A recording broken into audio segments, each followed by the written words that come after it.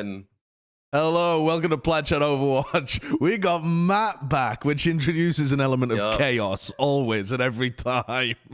Yeah, you know, company man. We're looking at the YouTube analytics, and you know, ever since I stopped, just down the drain, numbers down the drain. So you got to break up, hit the you know, what is it? The emergency valve. You first lie of the day. Right there. There's the first one. Let's keep a tally. Yeah. Hey, we ain't got no sponsors anymore, so you know we gotta keep those viewers up. So anything we gotta do, you gotta wake me up early. I'm there. Yeah. Yeah, it is. It is early morning over there in Los Angeles. Custa, you've also been skiving off work recently. Yeah, I decided to take it off. Just you know, Johnny had a sabbatical, so I decided. No, I'm just recovering off COVID, but I'm doing okay. It honestly didn't hit me too hard because I'm fully vaccinated and all that kind of stuff. So nice. Yeah. You're just an absolute unit of a human. Yeah. I as I was saying before, I'm just chugging emergency by the gallon at this point. Just genetically engineered in the outback. You think this can kill me? Can you imagine if that was the best that Australia could create? Like Custa's the best super soldier that's been genetically created in Australia. They're just so far behind. America's got Captain America. Custa's the best from Australia. All they can do is turn around Custa. Mitch is so jealous right in now. The Marvel crew. He's like, hold on. I'm pumping weights over here. I'm the specimen. Yeah. And then, Jonathan, you finally got to work on the product. I saw you put out the rare analytical YouTube video as well. Whew. Wow. You know what's crazy though, Josh? Crazy Josh. You know, week one, the viewership was great. As soon as Johnny came on, dude. I don't know. Dude, Matt has been deep. Matt is deep in the YouTube analytics, but taking all of the wrong things away from them. This is classic suit behavior. I am just the simpleton YouTube analytics. No, You I can actually haven't looked at all. To infiltrate other esports broadcasts to sync their viewership. I actually don't even think I have access to any. I don't have access to any of the analytics actually. The games this week, there was some weird stuff going on. Honestly, there was some wild, terrible games this week. There was some good ones. Try and sugarcoat it. I mean, there were some exciting ones as well, though. I mean, there were. I didn't get to cast any of them, but I mean, there's some rough ones. So which maps did you cast? You casted New York Shock, Toronto Defiant, Paris Eternal, Vancouver Titans, Florida Mayhem. I cast Vancouver, Florida. Yep. God Almighty. I mean, they put you on the bangers this week, didn't they? Yeah. And you casted New York, Vancouver. You got 2 Vancouver Titans matches and Toronto Defiant, Paris Eternal. And I don't know who I made angry.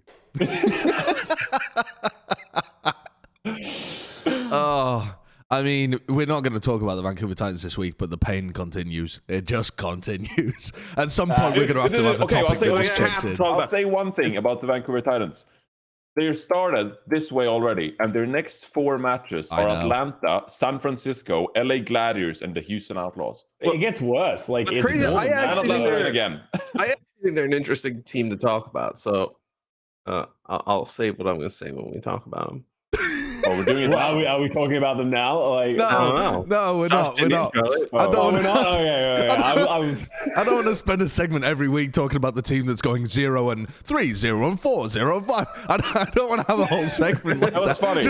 I actually watched the you made like a YouTube video about like Valorant franchising or something. Yeah. And so I wanted to listen to like your talking points and like just the sheer emotion in which you like voiced your absolute hatred for the LA Valiant and the Vancouver Titans and the disappointment they brought to you in your life covering the Overwatch League. Just like, I've seen this go wrong so many times. Teams moving to China, not caring about their rosters, not wanting to. It was beautiful. Those videos are so long, Josh. You got to get them down. Yeah, we're on Plat Chat, Matt. With this episode, we haven't even got to the first topic because we're talking about all sorts of weird shit. It's going to be like 2 hours. Let's get to the first fucking topic. We watched the basketball games last night. That was pretty good, dude. How about like that was crazy. Yeah. I'm just gonna let Matt host, and it's gonna become a basketball podcast. That's it. That's it. Is Chris Paul washed?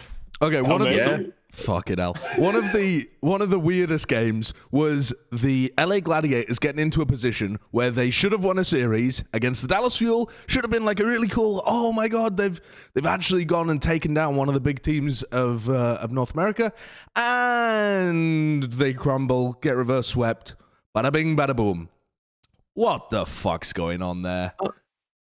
I think they saw themselves potentially having success, and then it was the bicycle meme where they like throw the rod in the wheel. Like that's what it felt like watching, because how many times were they like one fight away from just like closing out the series? I think there were like at least 3 or 4 opportunities like throughout that series, and it was just like dumb plays. Like, you know, Funny Asher used a couple of like troll beats.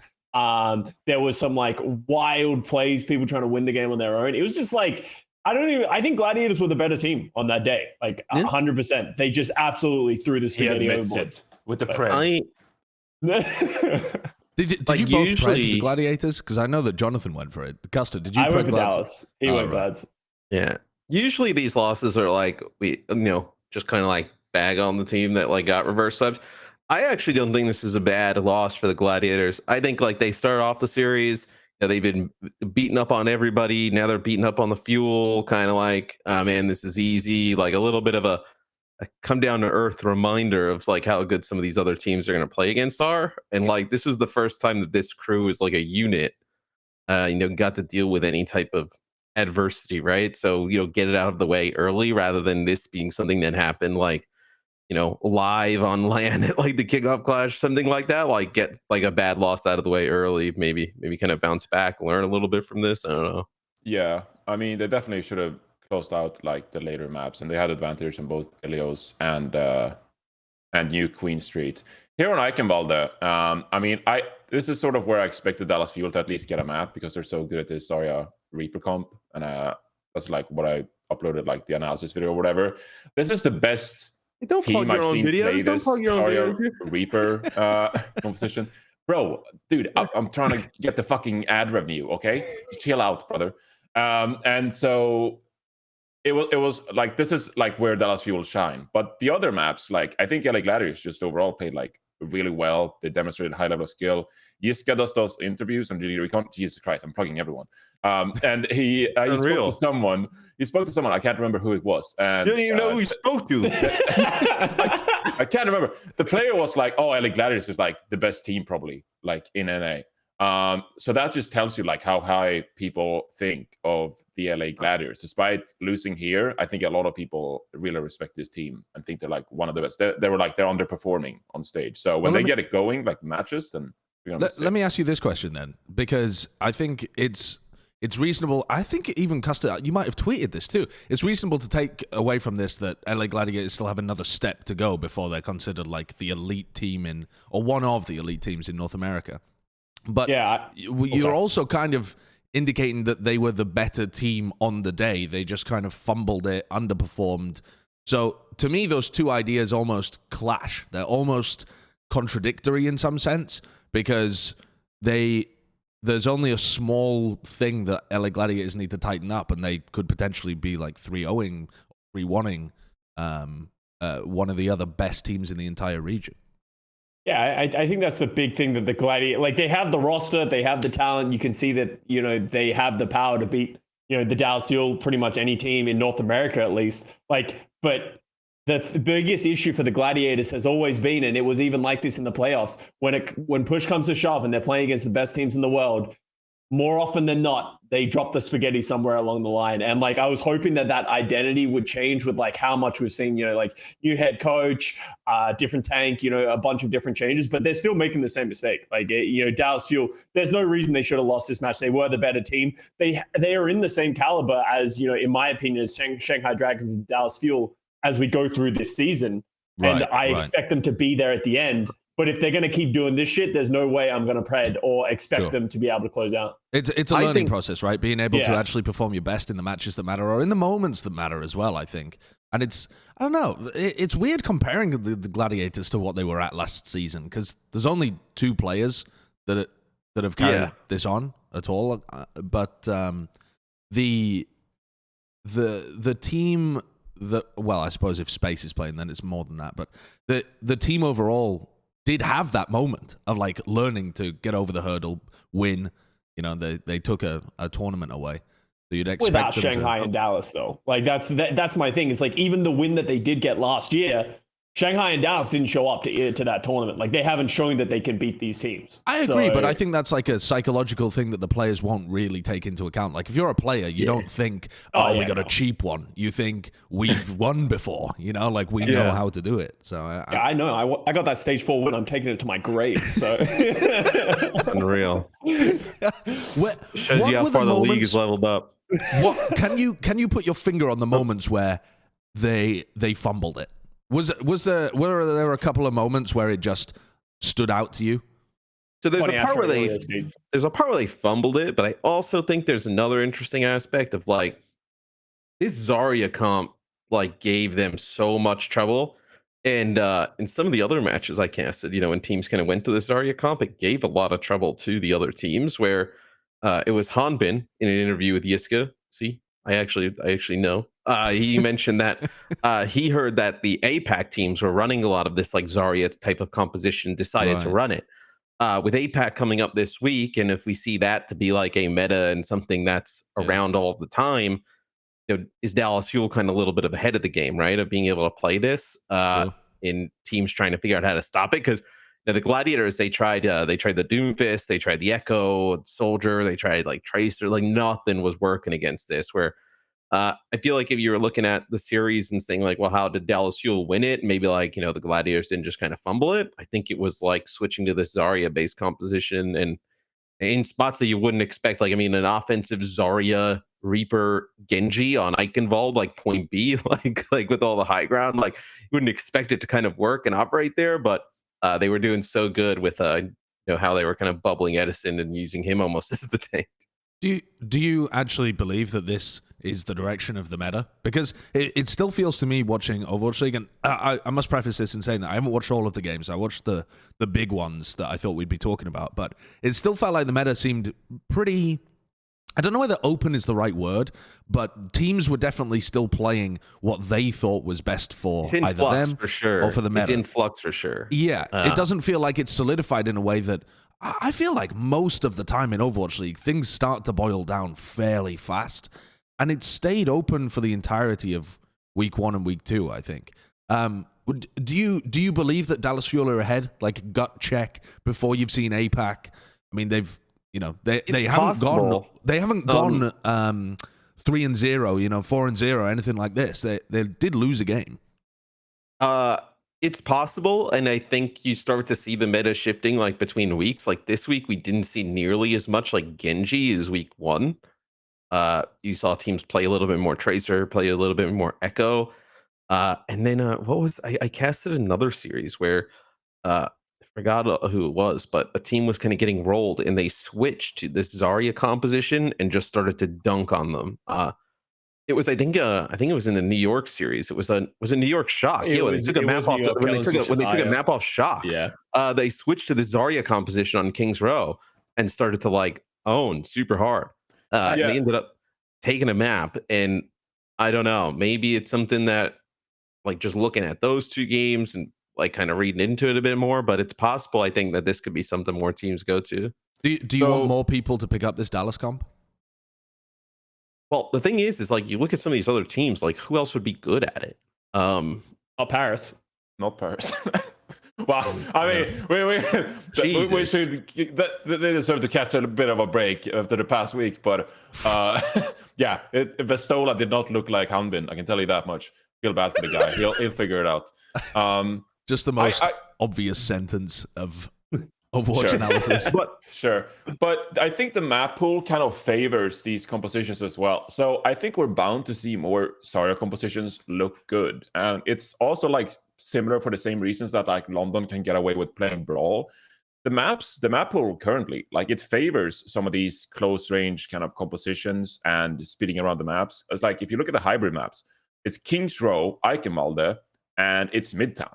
Like all of those maps are kind of close range. There are no like huge sight lines, except for like Point B Midtown, I suppose. Like you can get away with, you know, speeding around with Brawl compositions or playing like a Zarya composition with a Reaper teleporting, stuff like that.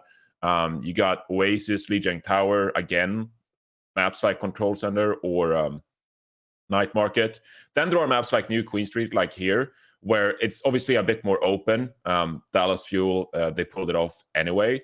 But I think we're going to see teams get away with playing like Zarya composition, stuff like that, because the map pool lets you at least get a couple of map wins per series. And I think once we look at these series, it kind of sucks we don't have the map pools for each match, because I actually think that the current the way the maps are playing out, you can actually sort of predict what teams are favored on what maps, depending on what compositions they prefer to play. We just don't have that available this season for whatever reason.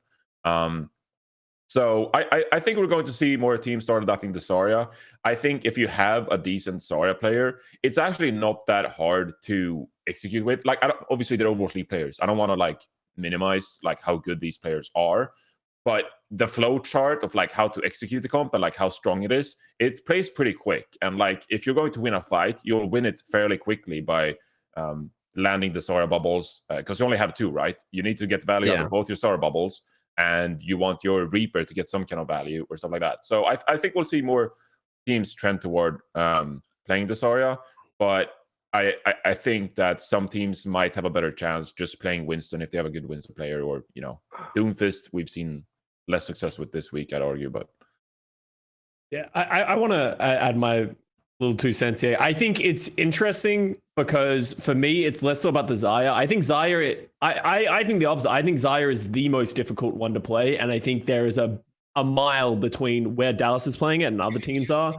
And I think they've shown that if you don't know how to play it effectively, it can be really bad. But I think the reason the meta is so in flux is that we're seeing like Atlanta and Houston Outlaws pick up the Doomfist, and like they made it look good, but I don't think the Doomfist is good. Like even like Dante, who I think is probably the the best Doomfist tank we've seen in the league thus far, he looks like he's feeding sometimes on the Houston Outlaws, because if like the Ana's good, you just get slept and you die. And I don't think Doomfist is that good. I think Winston is the safe pick right now if you want to just be good, but some teams don't have the ability to just play Winston. So I'm kind of curious to see how it evolves over time. I think we're going to see less Doomfist, more Winston, and I think the Zarya is map specific. Like if you can, it's like a greedy pick. If you can stay on the ground and you can play together and play defensive, then it's good. But sometimes you need that Winston to engage.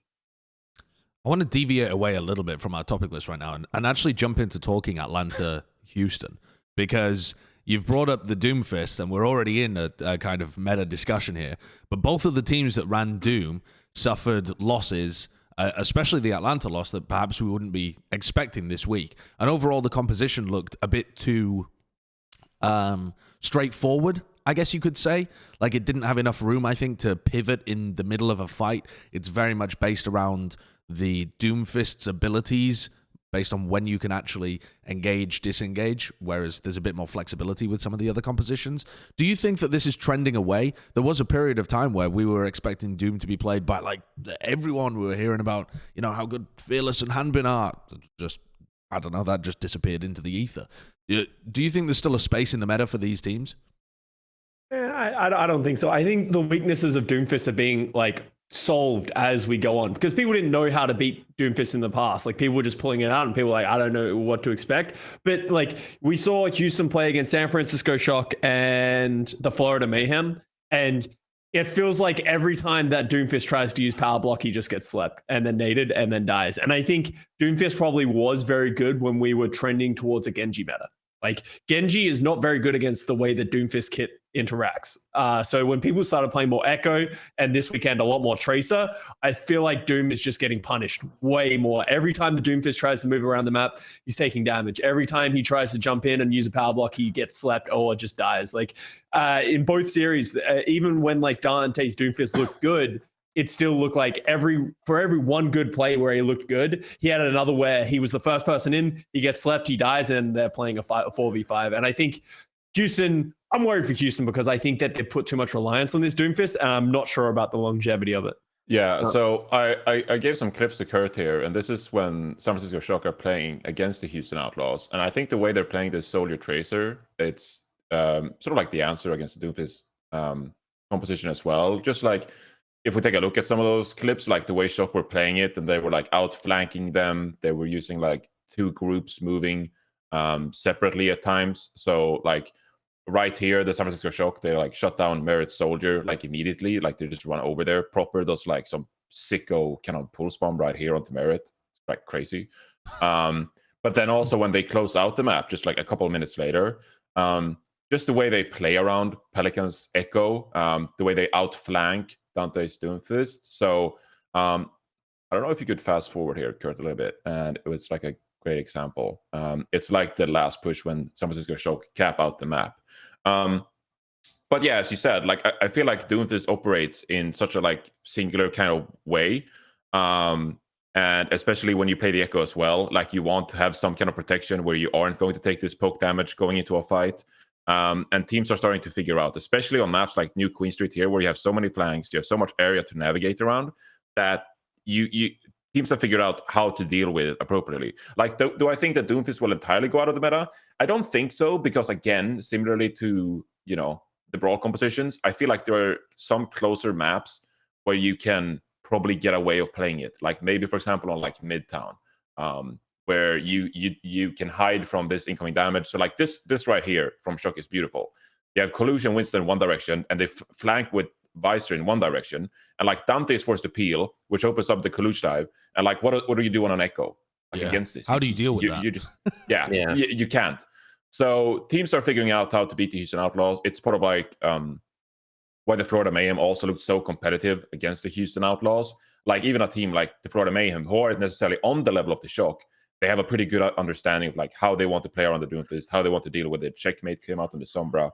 And so, yeah, I think that Doomfist is more of a situational hero going forward, which spells out a lot of issues for the Houston Outlaws, considering how much they've committed to Dante being the tank for this team. They did play a chunk of Piggy, though. They've played some of him, you know, enough to maneuver away from that, do you feel? I mean, it's not like Piggy's only been brought in to play what we already knew him for as well. Like, he was playing the Rhine for them when they tried Rush as well. Any faith there that they can pivot away from what they've been doing so far? I don't.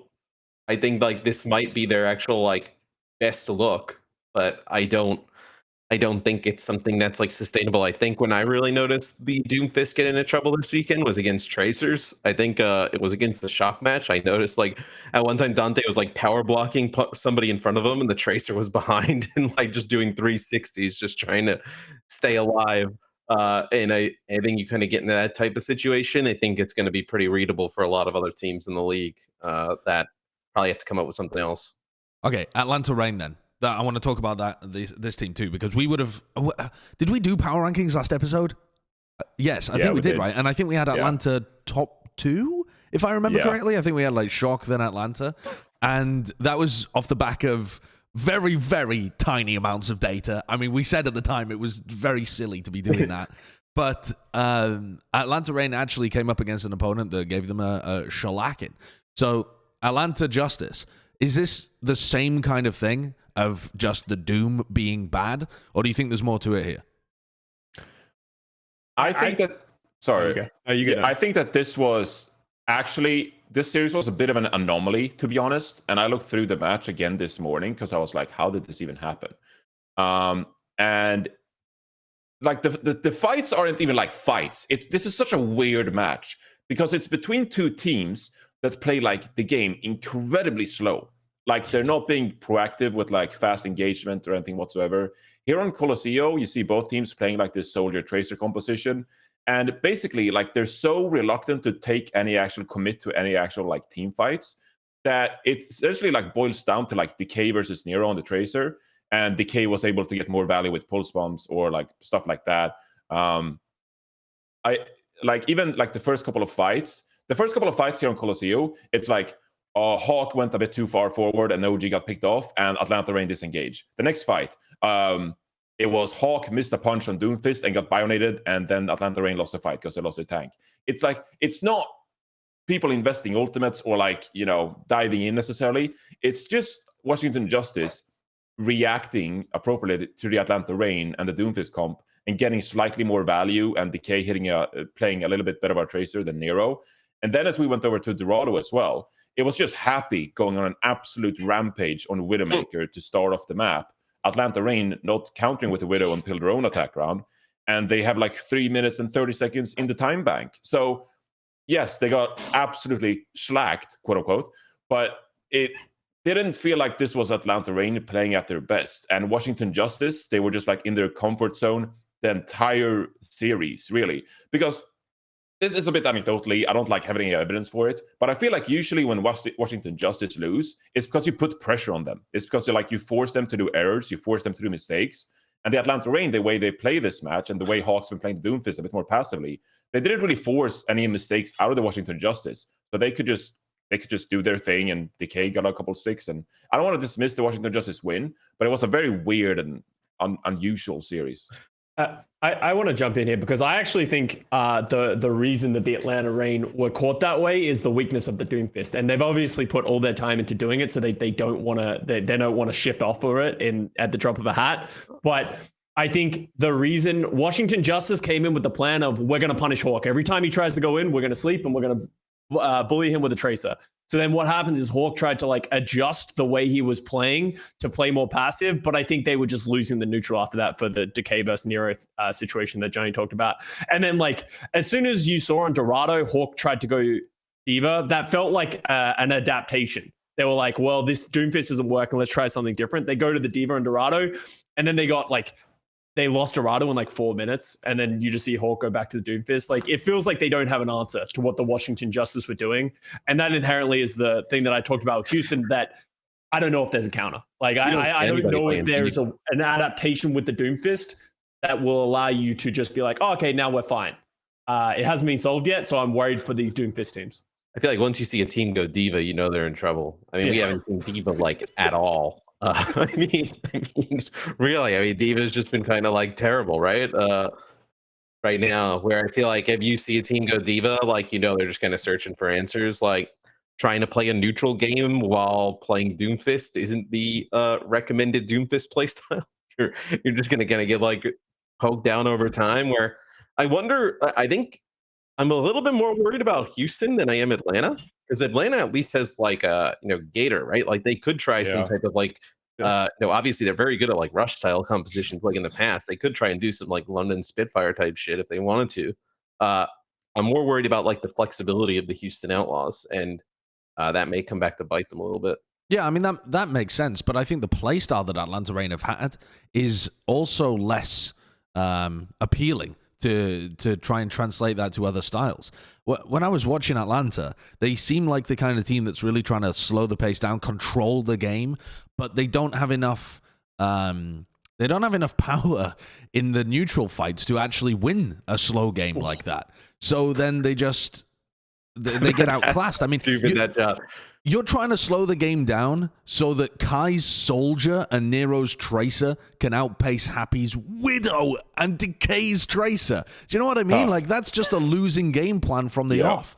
And it's the same when they were playing the map 1 on push as well. Like, if you really try and just control the tempo, the tanks and the supports become less playmakers. They can't get value out of the pressure cycles that they have. It's more reliant on the DPS to actually make something happen, and that doesn't seem to be a winning strategy for this team. You know, Ultraviolet was sick when he was like making plays in the first week, right? Like he was hitting like insane, like that was teams being aggressive into them though, and Hawk was stopping them being aggressive, and then Ultraviolet would hit a nade and they would actually capitalize on that. When you have a team like Washington that don't engage into you heavily, and they're themselves playing like a pick comp that wants to play slowly. I mean, Happy doesn't want to dive here. He just wants to take all of his time to take shots. Find a Widow pick. He's living life, dude.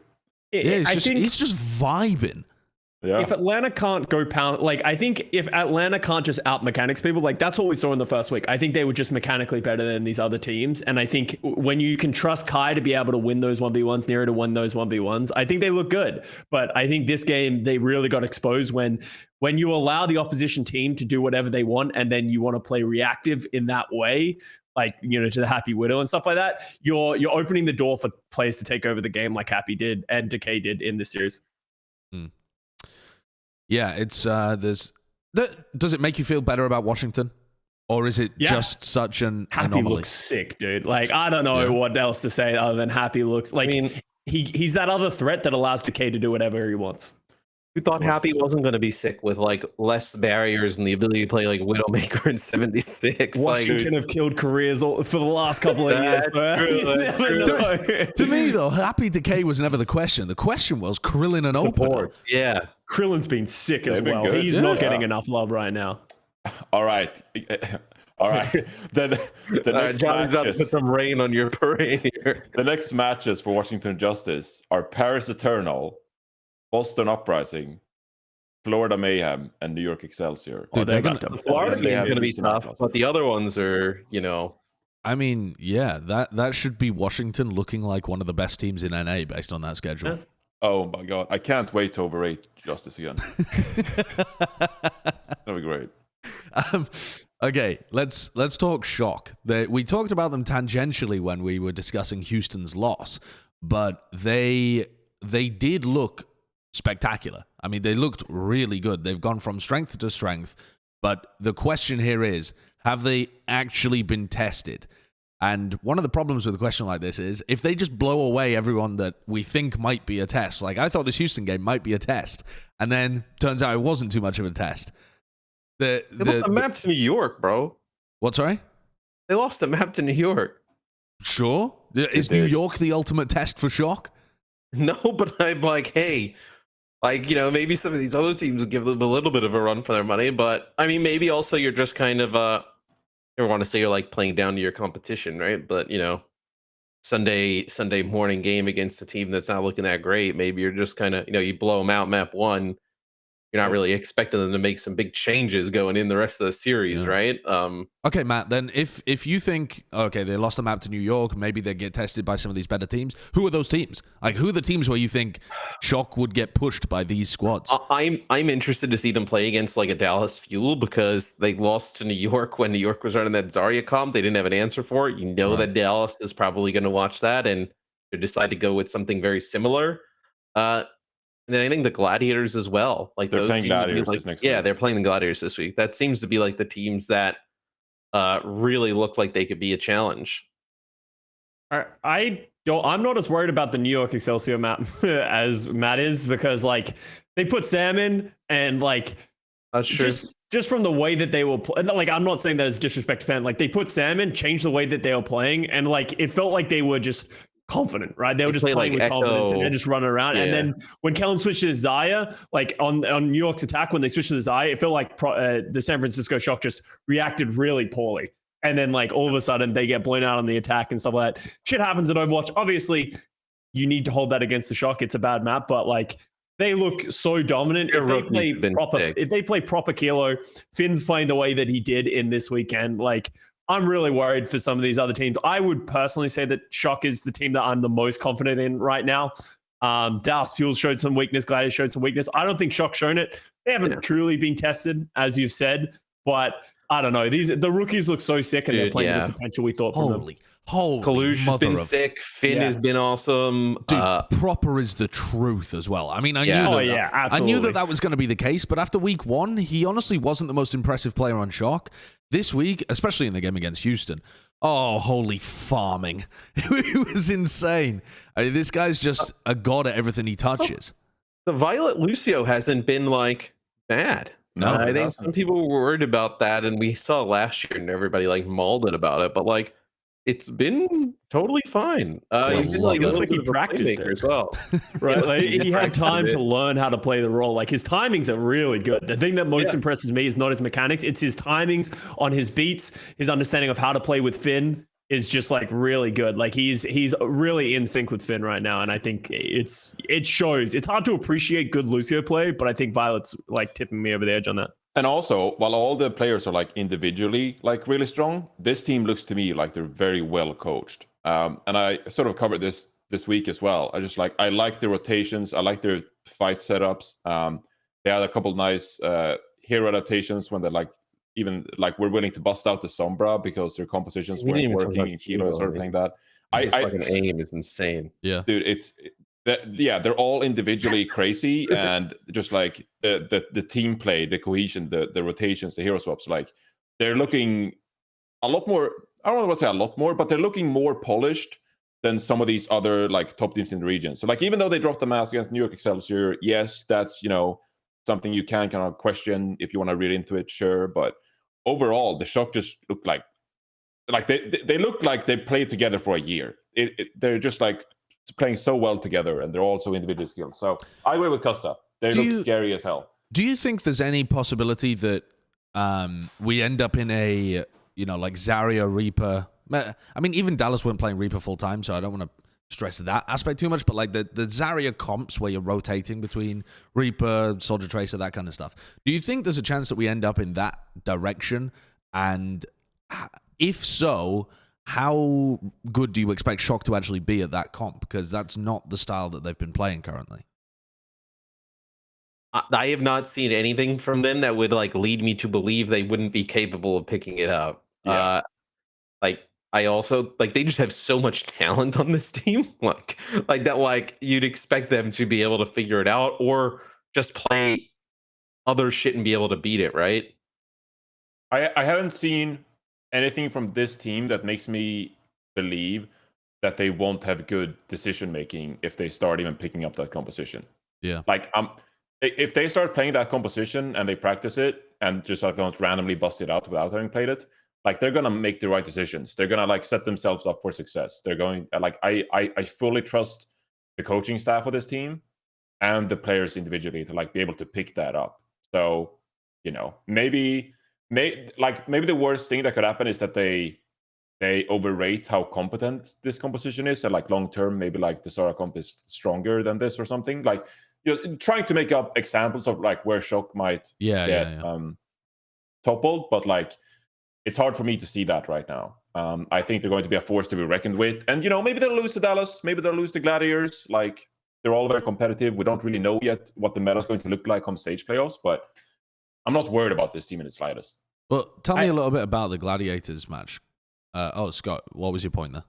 Oh, I just wanted to throw in my last is that like I think the thing I like the most about the Shock, and the thing I think that they like fucked themselves over with last season, was like their player swaps. And I really like how they're doing the player swaps. I think their 3 DPS work perfectly. Sam's playing that flex role when Proper can't. Like you never take Proper out, and then Kill and Sam just bounce back depending on the meta.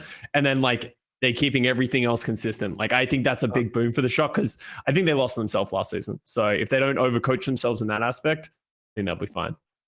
Sorry. You know what I think as well? We haven't talked a little bit about it on the show and on like the actual broadcast, but I was starting to like really kind of feel it like this week is compared to Overwatch 1. I think when you get a matchup and one team like is better than the I feel like you can see these skill disparities so much more in Overwatch 2 than Overwatch 1. Like the good teams are just absolutely blowing the doors off some of these bad teams. Like the skill disparity is like it's just because I think there's just like way more, like a little bit more like deathmatchy, like a little bit more like individual skill, like playmaking. Like some of these fights, even when the Shock are like losing, like collusion proper, just like 2v3 and 2v4 and people on the other side of the map. It's like crazy that like I think you're gonna see like the good teams just continue to just like kind of pummel throughout the season, and it's gonna be tough for some of those teams like near the middle or the bottom to get better. God, Proper's Echo farmed as well. Oh, dude, it was a lot of fun watching Proper play against Pelican here. It was just, I don't know, there's something really cool about the old teammates coming back and playing against each other, but on the same role. It's intriguing. Give me one final point. Do you actually think Gladiators will test the Shock? Are you expecting this to be a banger of a game, like really even? Oh yeah, absolutely. It'll be close.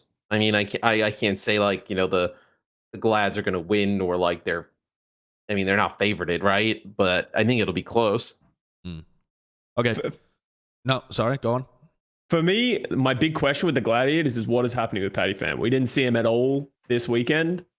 And the weekend prior, like if you watch those games, like Patty Fan is like going through it, like mentally. Like every time he dies, you can see how much weight he's putting on himself, and like the stress. Like he died and he's like freaking out in like the cams. Like I don't know what's going on with Patty Fan. I hope he's doing okay, but I hope that they're putting him in a position to succeed, because it felt like if he gets thrown under the bus with like certain compositions, I'm worried about him as a player, and they're going to need him as they go deeper into the Play season. him against some of these teams and get some confidence up. Yeah, I think he's going to play against some of these weaker teams. I don't know if you want to play him against, the San Francisco Shock and make him like almost a scapegoat, but like he needs to get in and bully some of the lower teams and start getting that confidence. Because he's a swaggy player. Like when he played in early Overwatch, when he played in Valorant, like that's how he likes to play. Yeah. And I haven't seen that confidence from him this season. Yeah. Well, let's talk from the top of the table to the bottom of the table now. Who was it in our power ranking show that said Boston Uprising was overrated at 17th? That was Custa. Oh, baby. That was overrated at 17. Yeah, I said it. Yep. We asked. You can't get. I mean, there's not many most spots you can throw them at after that. Exactly. We asked who's the most overrated team that we've ranked, and Custa said Boston. Too many. What are you talking about? but Custa, Boston Uprising, huh? They're going about the way that you thought. Yeah, I think they're doing exactly what I thought they were going to do. They're overthinking every single player composition that they have in. Their tanks are going musical left and right. chairs. Crimzo, I think, was sick this weekend, so I don't think you can count that one against them, or like out this weekend. So they played a lot of MCD, so they weren't able to make flex support subs in this match. I'm sure they would have if they could have. I think that everything, they're just outplaying themselves. They're not sticking to a composition. They're trying to do everything at once. They don't have an identity in any way. I think they're being poorly coached. Could be exploratory. Maybe you explore beginning of the season. You kind of make some swaps. Yeah. Exploratory stage, some research. Real-time research. I don't know. What would you say, Matt? What would you say are the results? Bro. Oh my God! Don't get me started on this lose to learn thing. I mean, what do you say, Josh? What would you say are the results of their experimentation so far? They've done some exploratory research. What have the Boston Uprising learned? Nothing. Do you want to write down like 5 keys to victory? Like, don't have Valentine playing Tracer. Yeah. Why is Punk playing Winston? Didn't they sign Itzel? Like if they're gonna just like make someone a jack of all trades, just play one of them. Like Marvel's Doomfist looked good, but he comes in like sporadically. Victoria hasn't impressed me at all this season. Why are they not playing Striker? Like Striker's Soldier Tracers look good when he played it. Just let him keep playing. There's got to be some more going on than we know. Like you don't make these types of substitutions and like force players play different things without some kind of like other thing going on, or maybe they kind of have like a different philosophy of like how to work exactly these players figure it out. But I think I didn't exactly figure it out. So don't quote me on this. But I think they have like one kind of push lineup and they have one kind of like escort lineup. No. And that's kind of how they go about it. Do they? If they're still doing that in 2022, when we learned that lesson back in 2018, 2019, where you should not have map-specific, type-specific players, like who in the history of the Overwatch League has ever had success having like different rosters? The only one I can think of KDG. is the San Francisco Shock. Oh yeah, it is actually San Francisco Shock. I'm gonna get roasted otherwise. Yeah, I mean, San Francisco is the only team that has ever made that work, but they and that only works when you have Smurf Striker riding the bench. Like they don't have that level of like flexibility. I don't know. I saw this coming as soon as I saw their roster where they had like, especially after they signed Itzel. Like I'm like, I think they are about to play themselves. And the funny thing is, if they just played Striker, Valentine, Punk or Marvel, doesn't matter, and then like MCD and Faith all the time, I think they would be a better team. But they're so in their head about trying to optimize every single player in every single role that I think there's no consistency, and that's why they look completely different team from one map to another. They could have won this match. Yeah. I mean, they really could. Like this is another game that is winnable for them, and it ends up getting taken away from their control. So Valentine Victoria played on Route 66, Gibraltar, Colosseo. Okay, there might not be an entirely rhyme or reason, but there's something like that. Jonathan's peering into the matrix, trying to figure out. Dude, I'm so fucking tired. I'm so fucking tired after this week. I've been working overtime, bro. Jesus Christ. I can't. I don't even know why I'm this podcast, dude. I can't even think. I'm just saying things. Don't listen to me. It's just a bunch of bollocks. Is there anybody that you think is like a shining light on this roster? Is there anyone Striker. where you're like, Striker? No, I'm worried though, like knowing how Striker, like how competitive he is, like, is he gonna last the entire season, like playing with it? I mean, you go playing like with Boston in season 1 when like they're pretty good, and then you go to the Shock, and then now they leave them obviously to come. He's never had a bad season. Back. Right, like and I think like it's because he retired on their bad season, right? Like, does that count? Yeah, but he holds himself to such a high regard. I don't know if the Shock's worst season is Boston's best season, so that's gonna be a very different story. If you're bad on Shock, it's different to being bad on Boston. So I will say, I wrote in this topic here because I wanted Custa to just like take glory in, like you said, the Boston Uprising were overrated. So I wanted to give him this. But if you are the Boston Uprising, I mean, I don't want to oversimplify it, but I feel like you have a pretty good understanding of like, hey, if we're having this erratic results, if like we can't like be consistent, let's reduce the amount of players, so like subbing in and out. And let's be a bit more straightforward with it. We're just talking about how Custa liked that they aren't messing about with their substitutions. We know that Striker's good on hit scan. Like, if you want to like move forward for the Boston Uprising, you have already a couple of things you can like implement to hopefully get some more consistent results, right? So it's not all doom for this team. Like, where do you go? It's like it's not like they don't have the talent. They can reiterate with the roster they have. They can make changes to the way they're playing and substituting, etc. So but also, there is Jonathan, that path for them. Yeah, there is hope there, but I feel like the DPS line is pretty solvable. I think almost everyone from the outside would say you want to be playing Striker pretty much full time, and then adding Victoria if you want to play the double hit scan kind of lineups, add Valentine if you want to play the more flex support kind of stuff. And I think the support line also is fairly solvable. Just don't run MCD. That would solve the issue there, in my opinion, too. Yeah, but Crimson was sick if that was the case, right? Well, exactly. So you can't be too mad at them this week. But they were still trying to sub in MCD last week when they were both there. So there is still an issue to be solved. You just couldn't tell it this week. So anyway, my point being, though, there are easy solves for those parts of the roster. I don't think there's a solve for the tank line yet. I don't have a system that would function for them, honestly. Because I mean, Marvel's Doom is the only thing that he's played, and Doom's trending out by the look of it. And then I don't know who you run if you want to just play Winston. Because like is Itzel the Winston player? Like they have 3 tank players, and I don't know what any of them specialize in after watching them play 3 games. So it's like I just don't know. I'm doom and gloom on this team. Their next 3 matches. Let me run this down for you. By the way, they're playing the Toronto Defiant, and then the Washington Justice, and then they're playing the Dallas Fuel. So they have 3 games. You're probably going to lose. I think it's time, like, you take these on the chin and you just try and work something out, because I think the kickoff clash is a wash for them, and you just GG go next and look to the future of like, how do we solve the problems? Because I agree with Josh. It's 100%. They just need to get some, like, they just need to decide who's playing what and where. And that cannot be, if we want to play this hero, put in this player and have 3 different tanks like rotating. That's just so hard to build a team and some consistency as the other 4 players of the team when your tank player is changing at the drop of a hat. Can I withdraw a little bit of copium from the reserves as well? I will say that during Route 66, there were actually a couple nice moments, some nice decision making. It was, so even though like Valentine like absolutely fed on Genji at times, I think that like when Punk was the tank for this team, even though like maybe his Winston's not like top tier Winston player, like he had a pretty good game.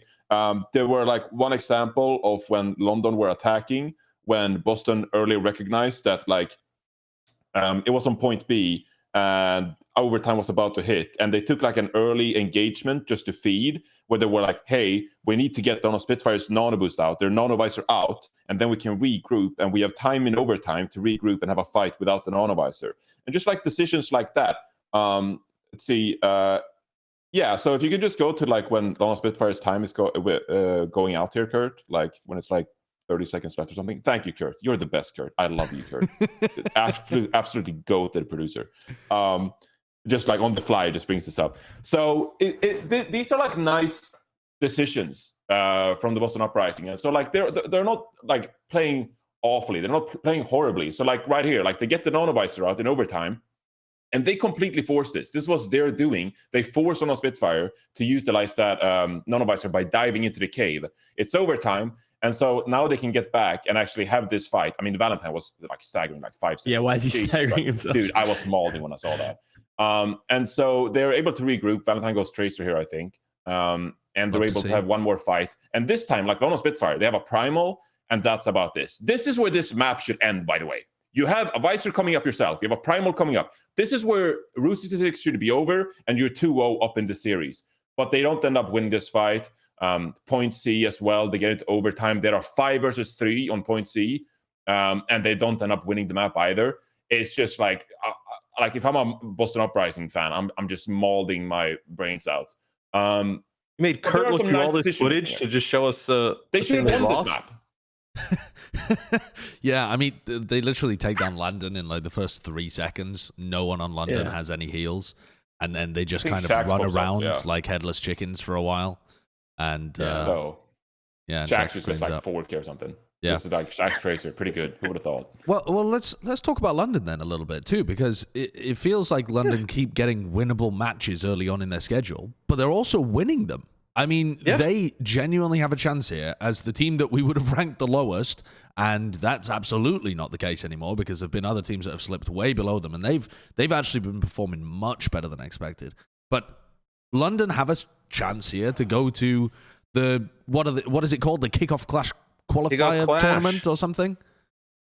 Is the whole thing called the Kickoff Clash? Like if you just make top 8, you're in the Kickoff Clash? Yeah. You're in the tournament, yeah.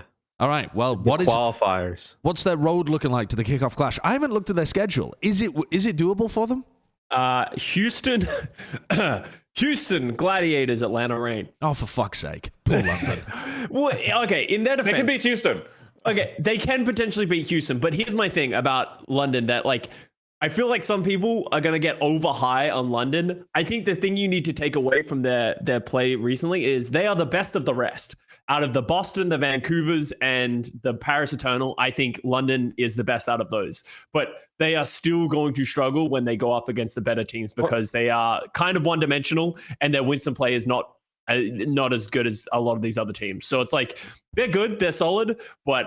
And I don't know, can they qualify with 2 and 4? What's their record right now? I was just going to ask. They're 2 and 1. If they lose their next 3 games, can they qualify in a 2 and 4? I mean, they have to make top 8, right? Yeah, so that's not that high. No, it's not that high. I mean, 8 out of 13, right? I mean, you don't have to be world beaters to get that. I mean, what? Maybe they just need to win 1 game, right? Yeah, they probably just need 1. I mean, maybe there's a world where they can even qualify 2 and 4. They need to be better than 5 teams, but. Yeah, I mean, at the moment, they're not better than 5 teams, right? I wouldn't have them actually ranked 8th, I don't think. They would need to beat Houston as well. And here's my negative copium. I don't know what that is, but it's called negative copium. Is that Doomium. I think if Doomium, and it works perfectly for this because I think Dante Doom will pound against Brawl. If Hardy tries to play Reinhardt against Dante Doom, I think their team's going to get farmed. So I'm a little worried that they're not going to match up well against Houston if Houston stay the same player style. Yeah. I hadn't really thought about that interaction, but the Doom comps are just so good into the You play comps. A little bit of Winston, but that's not their best look, right? I mean, can they play Winston well enough to be able to beat Houston? I don't think so. I mean, Houston were getting exposed by teams that were extremely good at being able to set up fight positioning against each other. Yeah.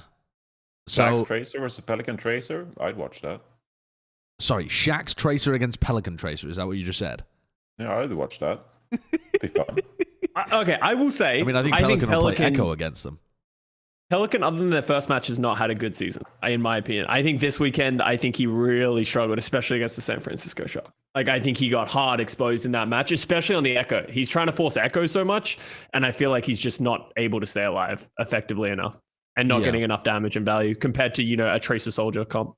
Yeah, but also that is their style. That's their comp. That's what they want to run. It's not just like he's, hard forcing Echo in a team comp that doesn't make sense. I think, though, London deserve a lot of credit for being a lot better than we were anticipating, than anyone was anticipating. They have swapped places with how we were thinking about Paris Eternal, as they're probably going to be the best of the rest, somewhere around middle of the pack. bit of a gatekeeper team.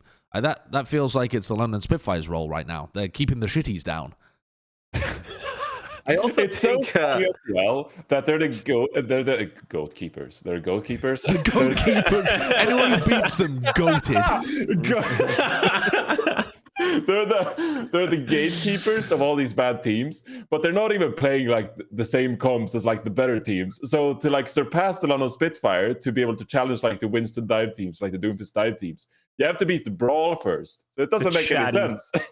Yeah, it's like going to a Pokemon gym and they just have all water type, and you're like, what the fuck? That's the London Spitfire right now. Like, bro, what are you doing? I'm about to do the Elite Four where they've got, different varieties of stuff. I want to play some competitive. You coming at me with all the water types? Fucking one tricks. Was it Sparker who said that like basically they're tough to play against because no teams are like playing what they play? And then I believe one of them said, it was like another interview where like some teams have almost like blacklisted them from scrimmaging against them. Dude, it was just interview with Backbone. You won't remember that? Oh my god. Teams are not playing them in scrims just because like they play like weird shit that nobody wants to deal with. But that makes sense, right? I mean, yeah, you don't play against it. It's not useful for you and any. We used to do that on like when we were on the Valiant. Like if a team is playing just something completely unconventional, and the team that you're going to play a match against is not expected to play that, why you're wasting practice time trying to learn how to beat it? As much as it's like, oh, you should be super well rounded and you should do that kind of stuff. If you only have 10 scrim blocks in a week before leading up to your match, maybe less 8. You're like. You don't want to waste 1 or 2 of them playing against something you're not expected to play against. Yeah, they're playing Atlanta Rain in 2 weeks. I can't wait to go into that matchup and just be like, the blacklisted London Spitfire go up against the Atlanta Rain. Are they about to get clowned on? Yeah. Do you think there are any applicable skills from how London are playing to the Zarya comp? Do you think there's anything they can take away from the more brawly style that they're, or like a rush style that they're currently playing? Is there any... Not the way Hardy plays it. No. Yeah, I mean, it is very different. Poco Zarya? Yeah, Poco Zarya could be... They played that in their first match, I think, on Gibraltar. Yeah, they played a tiny bit of it. I think he only played a single map or something, though, didn't he? Yeah. I don't think you can put Hardy on the Zarya and play the same, because like at least the way we watched Hanbin play it, the person who's been the most successful, it feels a lot more reactionary of like you're using your bubbles on your Reaper to go in, but then you're using them for other people to go like thing. That's not really how I can imagine Hardy playing Zarya. Hardy seems like the kind of person who yells speed boost, uses a bubble on himself, runs further in, uses another bubble on himself, and then tries to kill everyone. Like I don't think that's going to work, and that's not really how the Zarya composition plays. So I think if anything, they're better off sticking to what they're good at. And that's what Hardy and Sparker both said in their interviews. They were like, we know that it's unconventional, but we think it's better than people think, and this suits our style, so we're going to play it. And I think that's absolutely how you should be playing if you do not have the wealth of riches like these other top teams. Yeah. Also, if you're playing the Zarya Genji Reaper composition, like maybe you have Poco Zarya, Sparker or Shax can either play like the Soldier Reaper role, but you'd have to invest a lot of resources into Backbone Genji, and I don't think that's like a strong suit of theirs to the point where they could like outplay some of these stronger teams, right? So they can invest in the Brawl comp because like you have so many comfort picks in this comp. Yeah. But if you start playing around like Backbone Genji as your focal point, which you invest resources in, I don't know if that's strong enough to compete against so many other teams that play it themselves. So Backbone May is nasty. His Genji is not very good. I don't like to be that guy. It's not very, but his Mei, the number of right click kills that he's getting, and just you watch his pub, he's just dinking people left and right. It's actually sick. I was very impressed with his Mei. Yeah. The European teams are so silly. There's just been some nonsense happening in that region for so long, and it still carries on to this day. I mean, London is still just playing brawling out. It's so fun to watch. Yeah. There was some silliness happening with the other European team as well then. So let's talk Paris Eternal. They dropped Naga after 2 weeks, and there's no... Listen, maybe you guys heard a reason, but I essentially didn't hear a reason for this. I just saw what Paris posted, I saw what Naga posted, and he said it was Paris Eternal's decision, and he's LFT, and Paris picked up another player, Wub. Yeah, what played sick. I actually think Yeah. it fucking killed me. Like I didn't say on the broadcast, but like how Mitch explained it, like before we started casting, he was like, "Yeah, it was Paris Eternal's decision for Naga to leave the team." I was like, "Well," I was like using the word "leave" there is kind of like it was like they dropped him. Like clearly it was their decision. Like he Yeah. didn't have a decision. Like, oh yeah, please drop me. Like, um, I don't know. I mean, like, is it clear that like just things weren't working out and like that's okay? I don't know. Is it Like clear at all? I mean, why the fuck would you drop someone 2 weeks into the also. season? Also, to be fair, uh, just changing Naga out for Wub is not going to be the difference between this team being good or bad. Like, like if you thought like, hey, we're going to make this change and now we're going to be a playoff team, like you're thinking Oh yeah, I wild. mean, no, I mean, I mean, there's no way. But I also don't, I just don't get the move. I just don't understand because I feel like if they, is this just Naga struggling to adapt to Overwatch 2, like from their internal stuff? It's just so like weird. I mean, for just to put a point on it too, Wub didn't even have access to the Overwatch 2 beta for as long as the pro players. So he's played way less than everybody else, but they've just signed him and dropped Naga. They haven't even signed him to add to the team and have a rotation. I was just baffled by this move. It just didn't make sense to drop Naga unless you're on a insanely tight budget and you only want to keep him for 30 days. The thing with this team, like I think the supports are good. You know, you have Glister, now you have Wub, right? Like, you know, pretty decent DPS players. Like, Are you wearing a onesie, Matt, what mate? is this? What is this? You gotta defend this a little bit more because this is. I actually said I was like, this is the ugliest thing wardrobe bought for me, and I'm gonna wear it. You look like you're wearing a teddy bear suit. Yeah. The Uber cast. I was as we comfy. call it. It was comfy. I tell you what. The supports on this team were like pretty solid. Like there were some moments where like Jojo and Khan were like doing some crazy shit to keep each other alive. I mean, I don't know. The issue for me has always been like the tanks. So like subbing out a DPS player isn't going to fix that, right?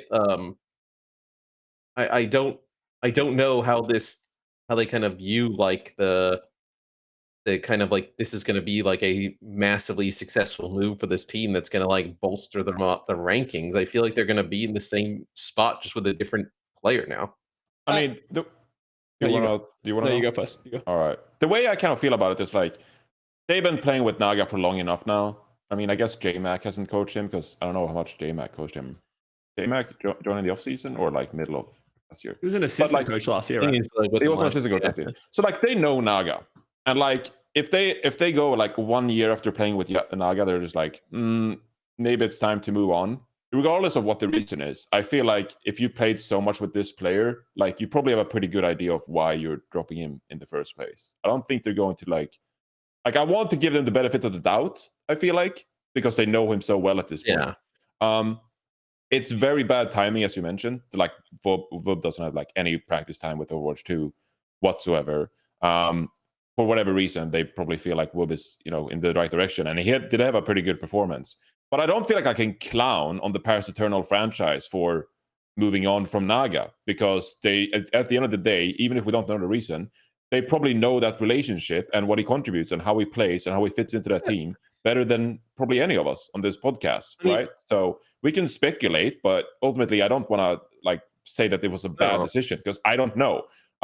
Secondly, I mean, not only did Paris Eternal move on from their flex DPS player and sub in someone who's played Overwatch 2 for like a limited amount of time, probably scrimmed for like a week, they're also playing the Sora composition after they went head-to-head with the Florida Mayhem last week in the Soldier Genji mirror, right? And they beat Florida Mayhem on Midtown. So like they have relative success. So not only are they shifting a damage player, they're also going to an entirely new composition where Vestola has way more impact as a Soria player. And quite honestly, Vestola Soria, it just wasn't it. Like he made some pretty individual errors himself. He didn't get value from some of his gravitons, like too many gravitons to like be excused for. They were nanoing him and he didn't really get value from the nano. And some of that is just like the team, I'm not going to blame Vestola and say like he was the problem, but he didn't have a good individual game. I think Toronto Defiant, the way they were playing, they were exposing him and they were like really making it difficult for Vestola to play. And so there's just so many things going on with Paris Eternal that it was just like a pretty tough match for them. You're changing so many things around. I'll say as well, like At least they're trying to make moves to be better, right? I mean, how many teams do you see like in previous seasons, like, that we know they stink on day one and they just continue to stink and do nothing really about it? Like at least they're trying to make something happen, right? I just, here's my thing. This screams to me one of the things of like, obviously the public is very outraged. It screams one of those situations where we don't have the full story. We don't know what's happening.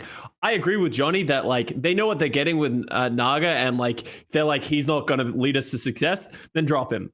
My problem is, why are you doing that after the first week of the league? Maybe there was contract stuff that like, they needed to get another player. They needed to drop Naga because they don't have that budget to be able to like just like sign players willy-nilly. Sure, like I get it, but it just feels very forced. And I think we can all agree that I'm not sure how big of an upgrade it is in terms of gameplay.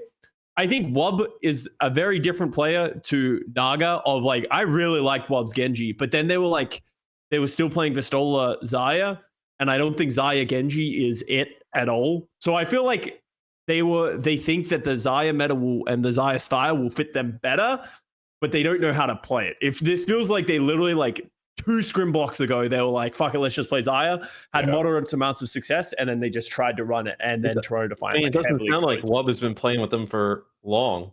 Exactly, right? So it just looks like they don't really know. I think they have good players, as you said. I don't think Vestola is bad. I think he had a bad game. And I think that is on the entire team as well. That's not just on Vestola. That is like, I don't think they really understood what they were doing here. But they have talent. I expect them to improve and come out of this a better team, hopefully in the long term. But they just need to find something that works for them. Yeah, they just need more time. If they're gonna play this comp, you need more time with Wob, and you need more time playing the composition and like playing around with Stola. So I don't want it to make it sound like I'm just like, oh, the Stola's trash or whatever. It was just so obvious that I had limited practice time with Wob and playing this composition with Vestola, and they can play this so much better because they have the talented players, right? So it was just a tough match. Like, the other thing that I haven't even thought about until now, right, is that Wob playing with them in North America. He was there with them, so he's got a US work visa. So this has been in the works for a while. Well, Wob's American, right? Am I crazy about that? Oh, sorry, I've completely missed. I thought he was.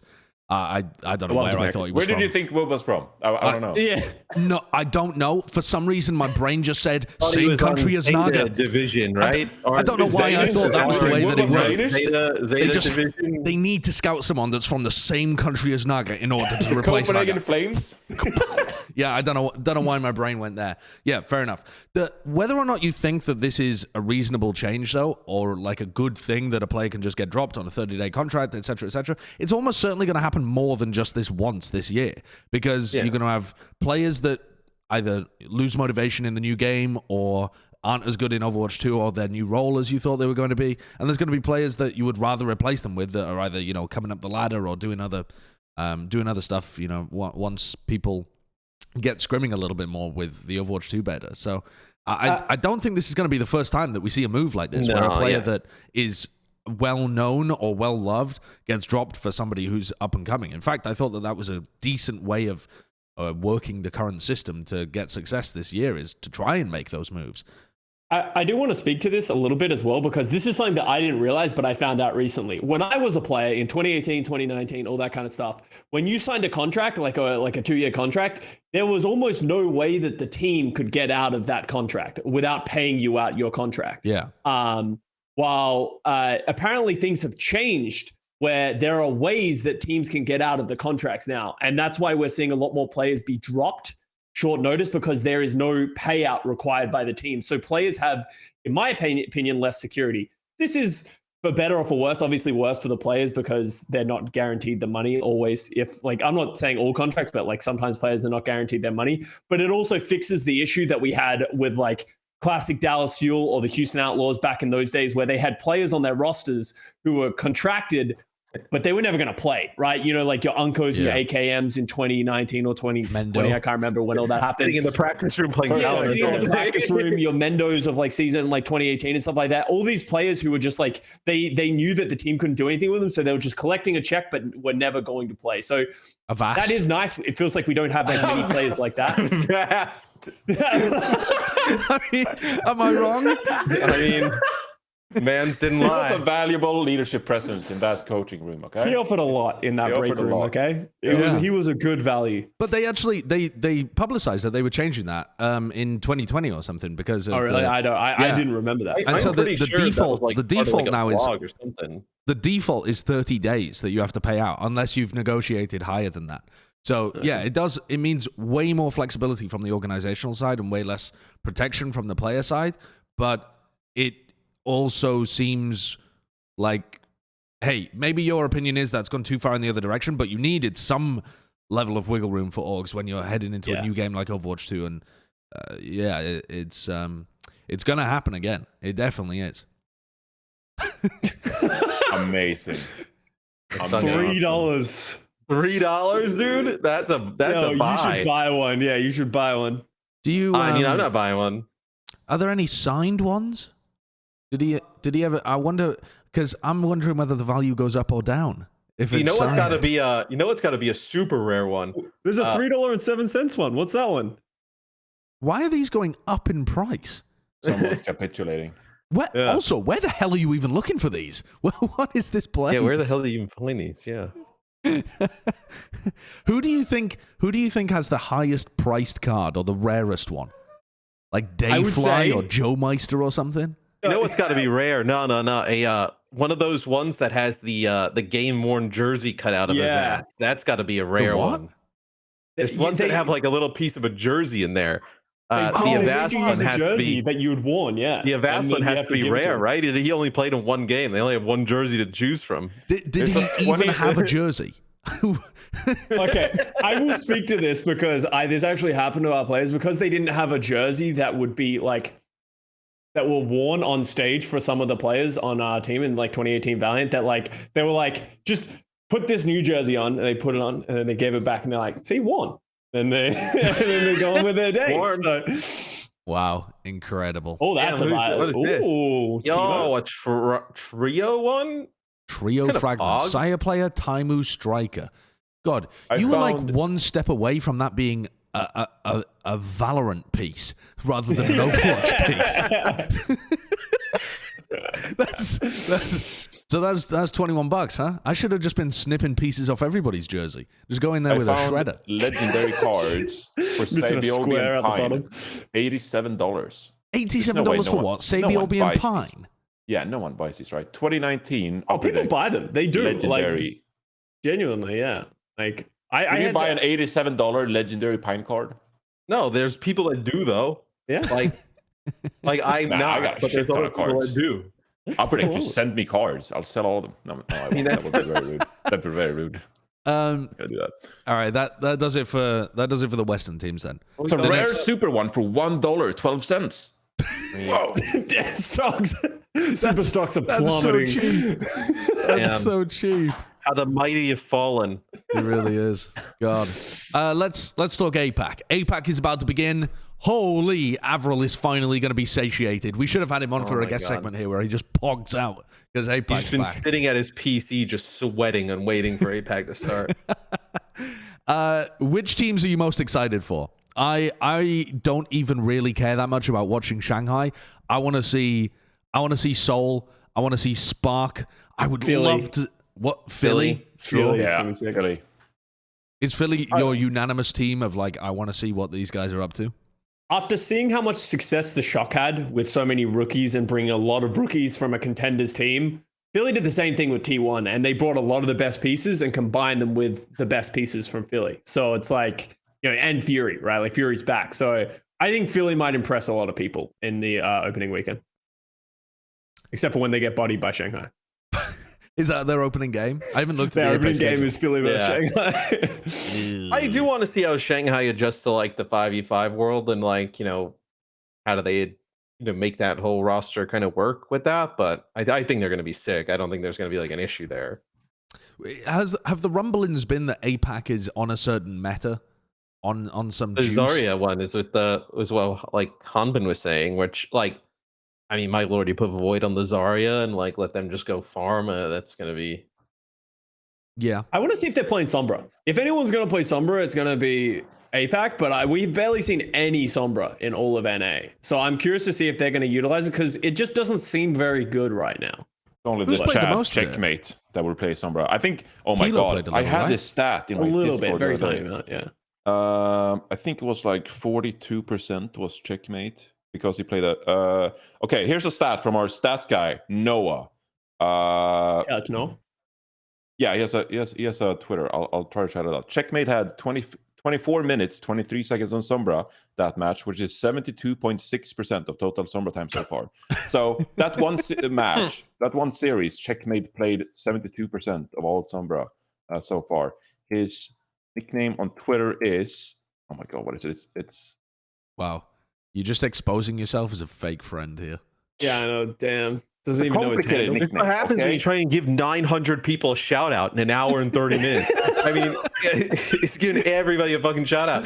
exciting content. It's at exciting content. You cut your Go follow hair, that. give them a shout out. You cut your hair, give them a shout out. Okay. You get your hair cut. Are there any other APAC games that are going to be bangers? I mean, also, actually, here's another team that I really want to watch. Chengdu. Chengdu, now that they don't have all the... Well, I don't want to say all of the exciting pieces, but they don't have Aprita, the big difference maker in terms of how our thought processes were shifting for this team.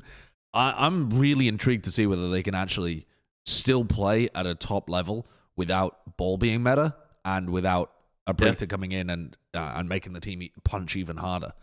I'm intrigued. Is Leave going to have another season? I want to see Guangzhou versus Valiant because we expect those teams to be the bottom two of APAC, right? But like you know how I am. I'm kind of high on Guangzhou and like Valiant. I don't know. They could be good. I don't know. So I want to see that match just to see like, are they actually good or am I just off the goop at this point? Because like, I don't know. I think are you going to be both these watching teams could live? actually be something.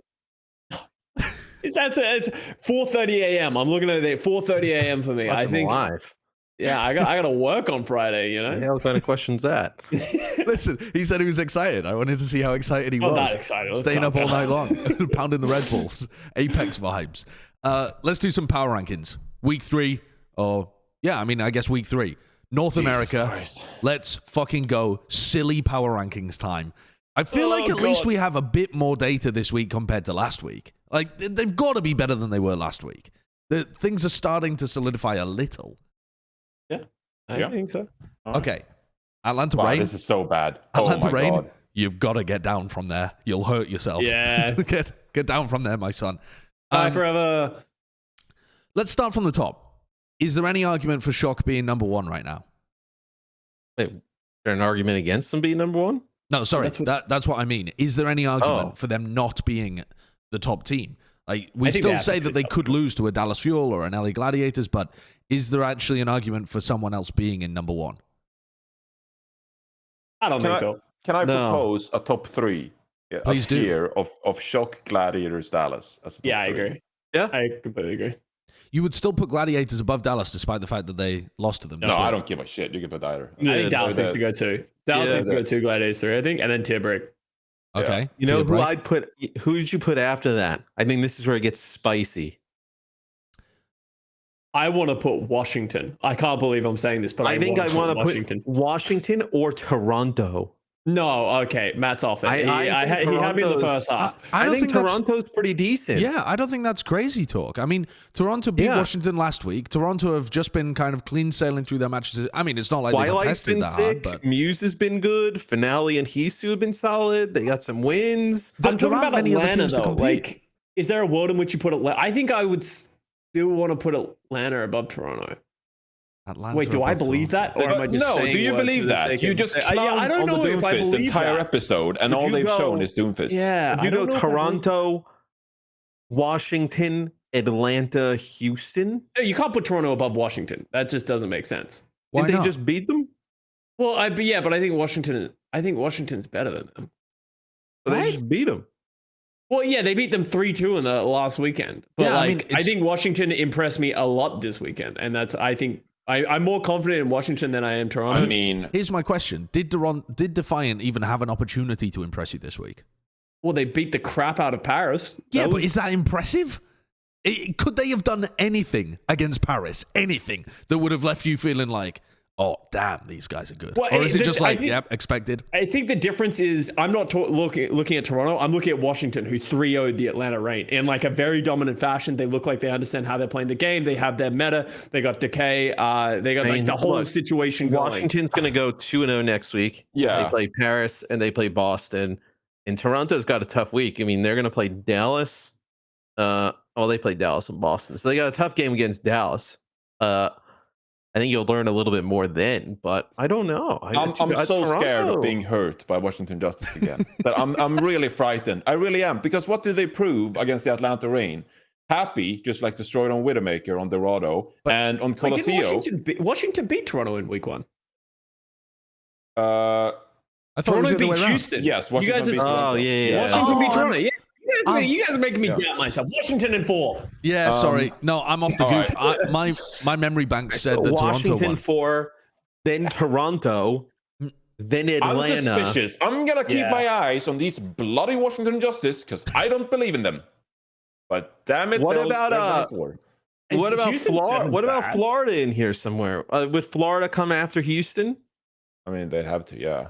They look good though. They look sneaky good. But I don't think they're better than these 4. I kind of like them in their own tier still.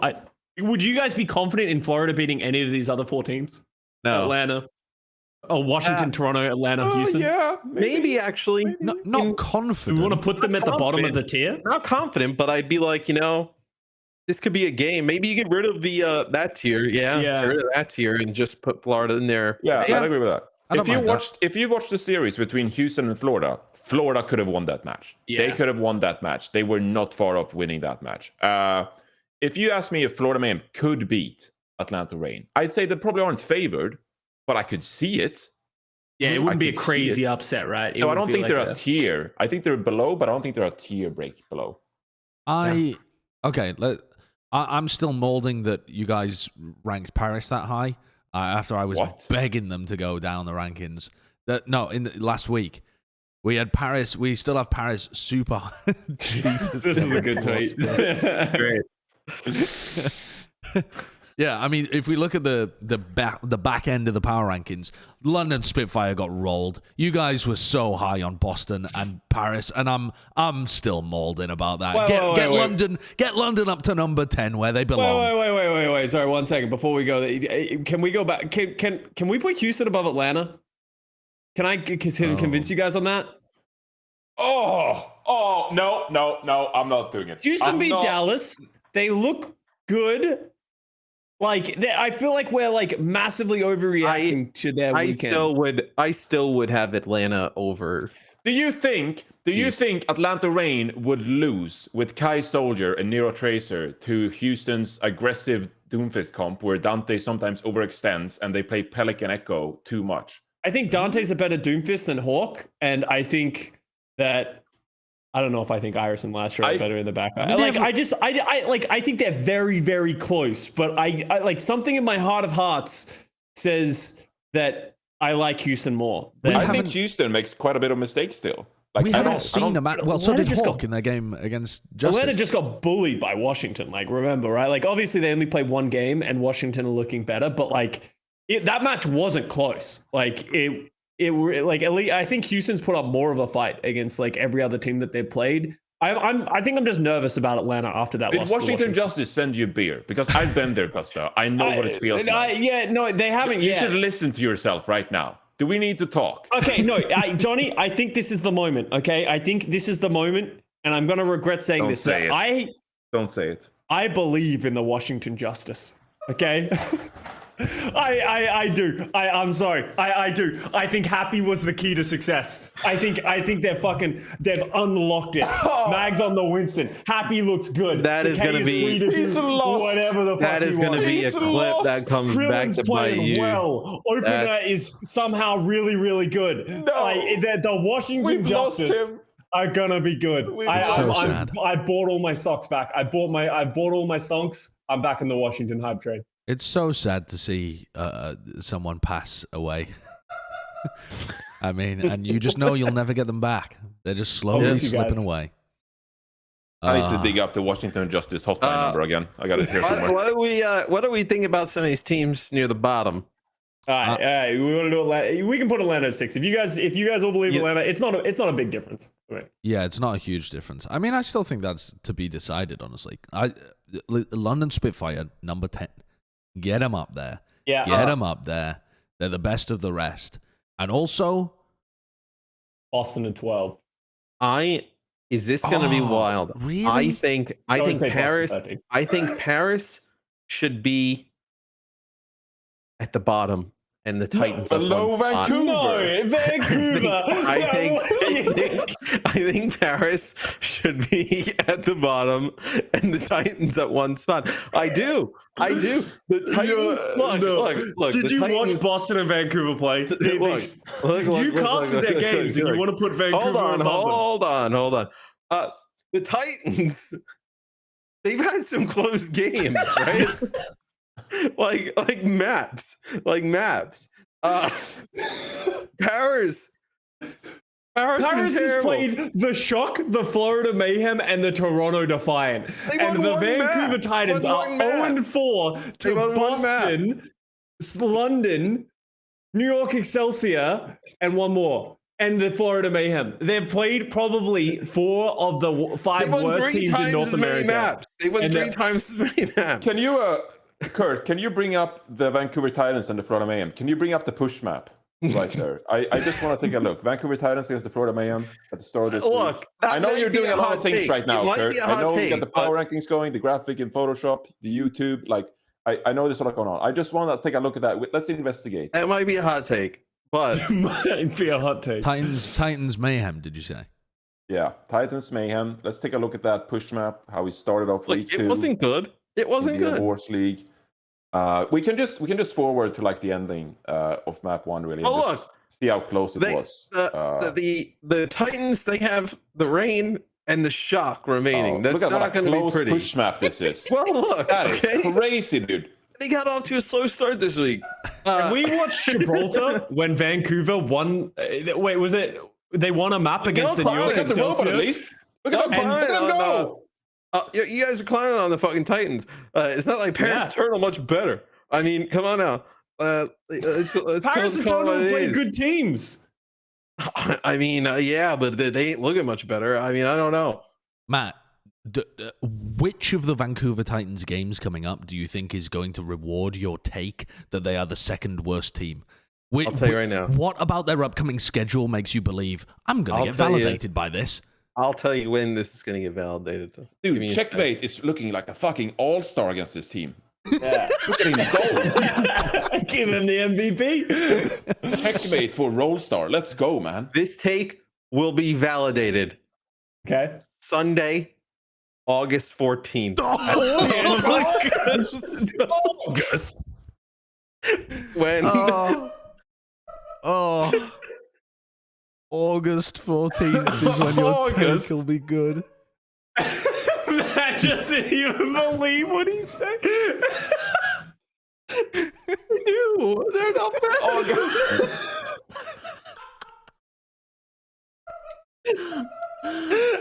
Dude, that's like a quarter of an Overwatch League offseason away, bro. Hold on. Paris.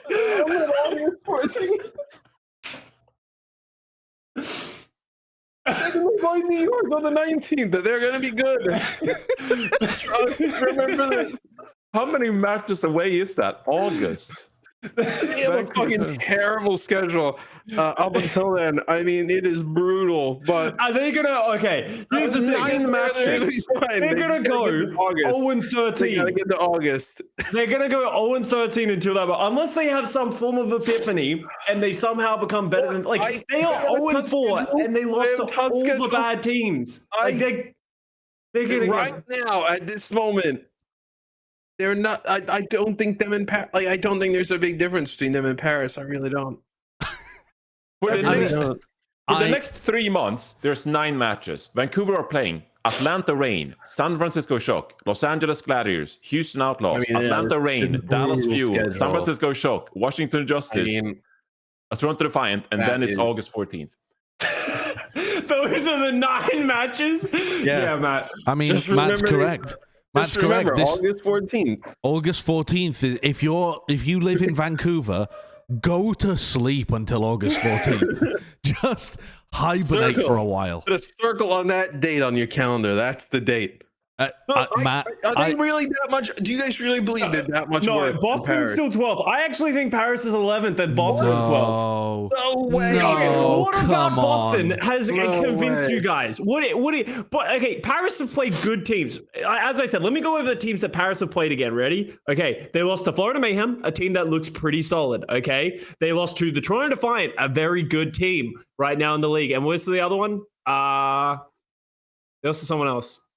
Shoot. I am telling you. And the San Francisco Shock. Yeah. They're 0-3 off of good teams. Okay. And we're rating them low. Boston almost lost to the Vancouver Titans. Yes. That Paris Vancouver game, you could be in a spot where that could be like, a 1-win team versus 0-win team, or dare I say a double zero team. 0-0 matchup. Possible. August 14th. I think Boston have easier things to fix that will put them up at like 10th compared to Paris. I'm disappointed in New York. I thought New York would be like pretty decent with some of the pieces they got on that team. But man, is London better than New York? Is New York? What tier does New York belong in? They're a separate tier. They're below London, I think. I think right now you have. They're below London. I think right now you have to. Yeah, you have to. I actually don't think that New York would beat their bro. But dude, they have a sick with Floor and Yaki and Myeongbong and Gangnam Jin and Kellen. This team shouldn't be 10th. That match against Vancouver, the New York-Vancouver match, was actually weirdly entertaining because you had a Spire on Soldier, Shockwave on Soldier, a Spire on Tracer, great. 2 damage players playing combat heroes. And on New York, you had Yaki on Tracer and Floor on Soldier. Those guys are good at those heroes. I also think the Titans looked so bad against Florida because for whatever reason they decided not to play Shockwave at all, and they played Mirror the entire game after they just signed him that morning. They're gonna show off their shiny new toy. What do you mean? And it just. The revenge matchup. Let's throw you in versus Florida. You're very upset. Go frag. Wouldn't that be a storyline? Is August 13th, Vancouver Titans, they announced the signing of Naga, and they play him against the Eternal on the 14th.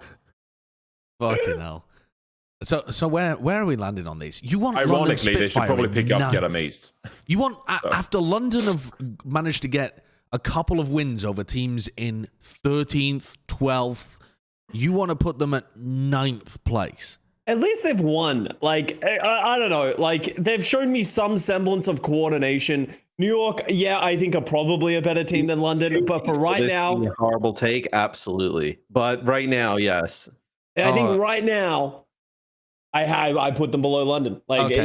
We can't have a tier break though. There is simply no tier break between 9 and 13. There just doesn't exist one. If that's what we're going to say. But also, I really feel like Boston Uprising are not too far away from turning something around, at least getting to 11th. What about their results have made you feel good about them? Is it just pure hopium that you like their roster? It's not pure hopium. They've had glimmers. I mean, they haven't been blown out by any of the shitty teams. And Paris, I feel like if they played against some of the bad teams, they'd be in exactly the same spot where they'd be winning more maps than just one, sure. But they wouldn't be cleanly beating a London or a Vancouver or a Boston. I don't think that Paris they've had a rough schedule, but they're not just guaranteed, better than all of these worse rosters. I think Boston have had some team fights where it looks like they know what they're doing. They have much more obvious fixes to their roster problems, and I think that's going to move them up at least a spot if they can just work on the basics. Whereas Paris, I think they're still going to have... they don't have any quick fixes, but I think Boston have a couple of quick fixes. Maybe I just believe in Paris more than you guys. I think Paris has a quicker fix of I liked how well played. I think if they work this composition out a little bit, I think I believe more. Vancouver, don't let me down. I don't believe that Boston are going to fix this as quickly as you think. I think this is a I want to hear personality from Jonathan. trait. I want to hear from Jonathan. I thought Johnny would have I agreed with me. refrained from participating in this debate. All right, I leave it how it is. financial Then. interest. Leave it how it is. I have a financial interest in the Boston Uprising. So He does a fucking he does a 45-minute VOD review, shouts out everybody on the planet, and then when we need his opinion, he doesn't want to give his opinion. My Hoot.gg options portfolio. I can't speak in this matter. All right. Okay, well, there's your week 3 power rankings. They look gorgeous. I mean, these just look impeccable. There's no way these will be wrong next week.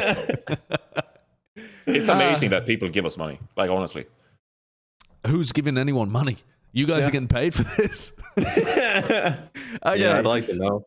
Week 3 match predictions. Let's go and talk some actual matches. So there's some big games coming up. They're going to be cool. But we also need to look back at the past. Let's take a look at how people have predicted so far this season. We got Are you sure you want to do this, Josh? Yeah. Are you sure you want to do this? I don't want to do this. I don't even remember what my predictions were. I don't remember what I predicted, but I'm confident they were all wrong. Let's have a look. Oh, hey, let's go. Okay. I'm 0-4. I didn't even pick. Yeah, where have Matt's picks come from? Kurt. Matt Wow, told me to look at make these all of his, graphics, Kurt. Matt told me to make all of his Kurt predictions correct, so I just did the opposite. Kurt was supposed to make me 100%. Matt, do you actually have your pick'ems from the previous weeks? No. Well, then you deserve 0. You deserve 0. Unbelievable. Yeah. Okay, well then we also have our viewers via community post on YouTube and sometimes Twitter. You can participate in our match of the week and What was that? there we go. The viewers can get involved. Wow, well done. Well done. You get a gold star, viewers, because you predicted San Francisco correctly. What is this? You're 1-0. Wow. Well done, little viewers. Well done. What the fuck was that? We're proud of you, Timmy. Those are the little Timmies playing along in the prediction game. They're doing better than Matt. They only have one opportunity. Honestly, they're doing better than all of us. They have a 100% win rate. That was amazing. Let's take a look at our first big game of the week then. This one's a slapper. We've already talked about it a little bit. San Francisco Shock finally getting tested against the LA Gladiators. And we're all going with the Shock. That's fucking boring. That is boring. No one wanted to take a punt on LA.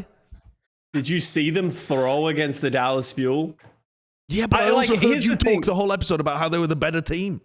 They are the better team, and I still don't believe in them to beat the San Francisco Shock. And that's the sad thing about it is that Gladiators, I bought into my, my hopium for the Washington Justice. Like, I want Gladiators to be good. They're the team that, I'm pretty sure I like the most. I like watching them play the most. But it's just, I feel for every Gladiators fan who has to watch every match of theirs because it's brutal sometimes. I wanted to pick the Gladiators, but I also feel like what we're actually going to find out is that there's a large gap between the Shock and everybody else, I think, in NA at least. I Go on. I went for Houston last week against the Shock, and my mantra for that was, I think this is going to be a wild upset result. We don't know too much about how the Doomfist matches up, and also Shock hadn't been tested. To me, the Shock dismantling of Houston this week completely pushed me in all right, no, this team is mega legit. All of their players are playing insanely well. They have a great read on the game. Hopefully this is a good match. I think that's my only concern, is that it might not be a good match. That's all I'm looking forward to, is Gladiators actually playing really well and pushing this one to the limits, because it should be the best game that we've watched so far in this season, I think. Would you call it an upset if Gladiators win? Or do you think no, I don't think we know enough about the teams, and Gladiators have already shown some good gameplay. I don't think it would be an upset, but it would be redefining how we think about the Gladiators' ability to perform in big games. Yeah. Let's take a look at our next game then. We've got two teams that are very close in the power rankings. Florida Mayhem against NYXL, the New York Excelsior. And we're all going Florida here. Is this Florida's opportunity to just put a bit of a pin on it? We are firmly better than all of these teams. If we're talking about our power rankings, they really are the best of the rest. We're talking about London being the best of the bad, but Florida are kind of the best of the bottom half of North America. New York has the potential, right? It's just they have not put it together at all. And, I mean, I was kind of talking a little bit about it when we were casting the game, but like, when you were like looking at Yaki last year, you could be like, all right, the team around them isn't very good, right? Like, once he gets with better players, like, maybe this will start resulting in wins. But now playing with better players, clearly it's just not really working out. I At mean, least early on, but it could very much be the case that because of matchups, we're totally wrong about this matchup. That's also true. Because so far this season, the only teams that Florida Mayhem has actually beaten are Vancouver Titans and the Paris Eternal. Yeah. Now that was Paris Eternal with, they played a pretty good composition at the time, but they lost to Atlanta Reign and the Houston Outlaws very narrowly. The New York Excelsior, their matches have been lose to the Gladiators, lose to Atlanta Reign, and lose to the Shock. Like you can't extract too much like analysis from that. Like they're obviously not favored in those, and they beat Vancouver Titans, albeit it was a 3-1. But I think there were some nice lessons there to learn. Like they actually did look good with Yaki on the Tracer and Thorn the Soldier, and Kellan could actually play Winston, which is like one of his better heroes compared to Sario or what have you. And somehow Scott has finessed London Spitfire above them in the rankings. That's a good point. That was a great point by Johnny. I'm questioning everything I thought about the New York Excelsior, right? Well, it's like, my thing is like, I don't really always look at just the teams. I think I look at how they've been playing. And I think as much as we like to talk about how much talent the eye New York tester Excelsior has, it's like, I don't like how their backline has been playing at all. And I think this is a very backline is very important in Overwatch 2. And so far, Gangnam Jin, Myeonbong have not impressed me. Gangnam Jin, I think, has been the worst flex support going into the main support role. Obviously, I think he's on the weakest team out of everyone who did that. But I think he just hasn't been impressing me, and he hasn't had the same level of impact. And I think Myeonbong, I said going to the season, I've never been super impressed with Myeonbong and Anna, and I don't think he's had those plays like a lot of these other teams have. So I like how Florida's playing. I think that I don't think they're ever going to exceed our expectations to like a crazy level. I don't think they're ever going to like crack into the top 4 of North America, but I think they're playing to their potential right now. And I don't see this flipping around in a week. Okay. Well, we discussed it earlier, the London Spitfire schedule, whether they can make the kickoff clash. Let's see whether anyone predicted them in the game coming up. London against the Houston Outlaws. No, we all went for Houston. This is so sad. I mean, we've already kind of discussed this matchup and London's chances of the kickoff clash. So I think it's going to be close, though. I think London could upset. I know I'm always playing like the, devil's advocate here, but like I could see a world in where like Houston completely outlaws it against London Spitfire and just like fumble the ball and just this could be an Outlaws classic. I don't think it will be, but the stylistic matchup just favors Houston so much, though, if they stick with the Doom. The only world I can see them failing in is if they already realize Doom is becoming out of meta. Let's take this week to pivot to, either Winston comps or Zarya comps or whatever, and they do it at the exact time where the Doom comps would have been the best. You know what I mean? Like, they start moving towards meta when actually their style would have been best against London. That's the only way I can see them losing. Yeah, I mean, London comes out, some Poco Zarya shenanigans. I mean, that's just pure cope. That is just pure London cope. There's no reason to believe that's going to happen. I will say, this would be the most Houston, narrative ever of, the classic Houston pops up their fans and, we beat Dallas on land. We're finally going to the promised land. We have the roster. And then as they get here, this London game could be, the backbreaker. You know how they've been, a little shaky the last couple of games, but, they're good teams. They'll get it together. This could be them dropping them onto the back of the London Spitfire. Onto the knee of the London Spitfire and breaking the Houston Outlaws back. If I could absolutely see Houstoning it right here. But I hope they don't, because I think this is a good team. And if they follow the same course they have in previous years, that's going to be really disappointing. Over on the other side of things in Texas, the Dallas Fuel are taking on a decent team here in the Toronto Defiant. Has anyone gone for a punt on Toronto? No. We suck. No. Jonathan, why haven't you gone for Toronto? Because Dallas Fuel with the Reaper Zarya comp look really good. I call it the Ghost Dive. Is that cringe? Oh, yeah, that's cringe. It's very edgy. That's cringe and edgy. Too edgy, yeah. We need to come up with a word for it because they Go check out my YouTube video breaking down the Zarya Reaper competition. They dive in with like the Reaper, like shadow step in with a Zarya bubble. That's like a dive tank. It's crazy. Like we need a name for it. I've never seen anything like it. We need a name. The Bubble dive. Bubble dive. You want to call a Reaper dive? Bubble dive. Anything but ghost dive. To call it ghost bubble or whatever the hell. Ghost bubble. Shadow dive. All of the Reaper is kind of cringe. Reaper's just cringe. That's the problem. If you try and use anything to do with Reaper, you just sound like a 14-year-old on the internet. Let's move on from this game then. The APAC matches are what we're going to start predding next. So this is we have no evidence for these. I mean, there is just no way, apart from our speculations based on roster strength or whatever, or the current meta, as to why we've predded this way. Let's dive into it. These are the Papega moments you love. Hangzhou Spark play against the Seoul Dynasty. What the fuck? Everyone's just playing the same team every time.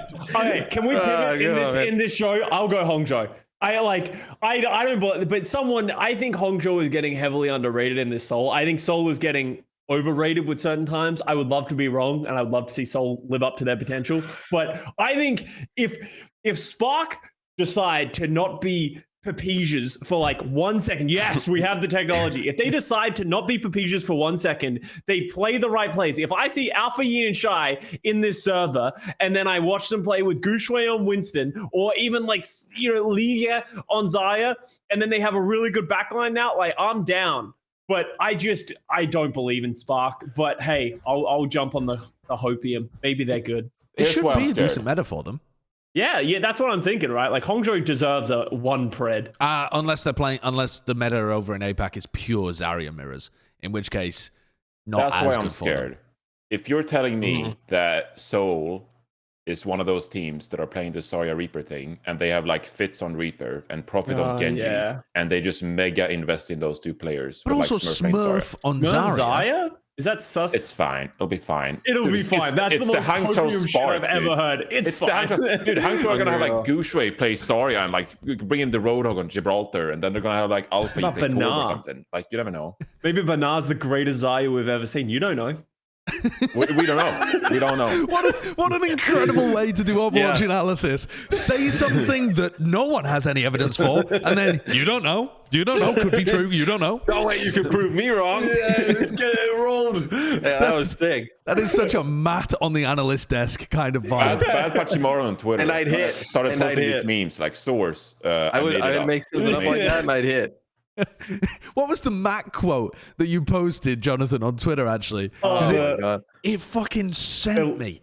Learning to what do you mean? It was about learning and losing. It's so good. I fucking hate when they say that. Like losing is learning. Like, well, you can fucking learn while you win. You don't have to just fucking toss games down the fucking bin to learn.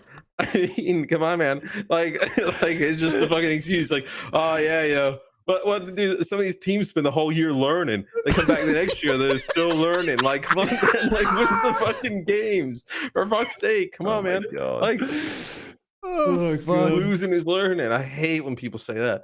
God damn. I mean, it was literally, the quote was just what Matt said. The tweet was just summarizing this. You can learn out this man's while mouth. you win.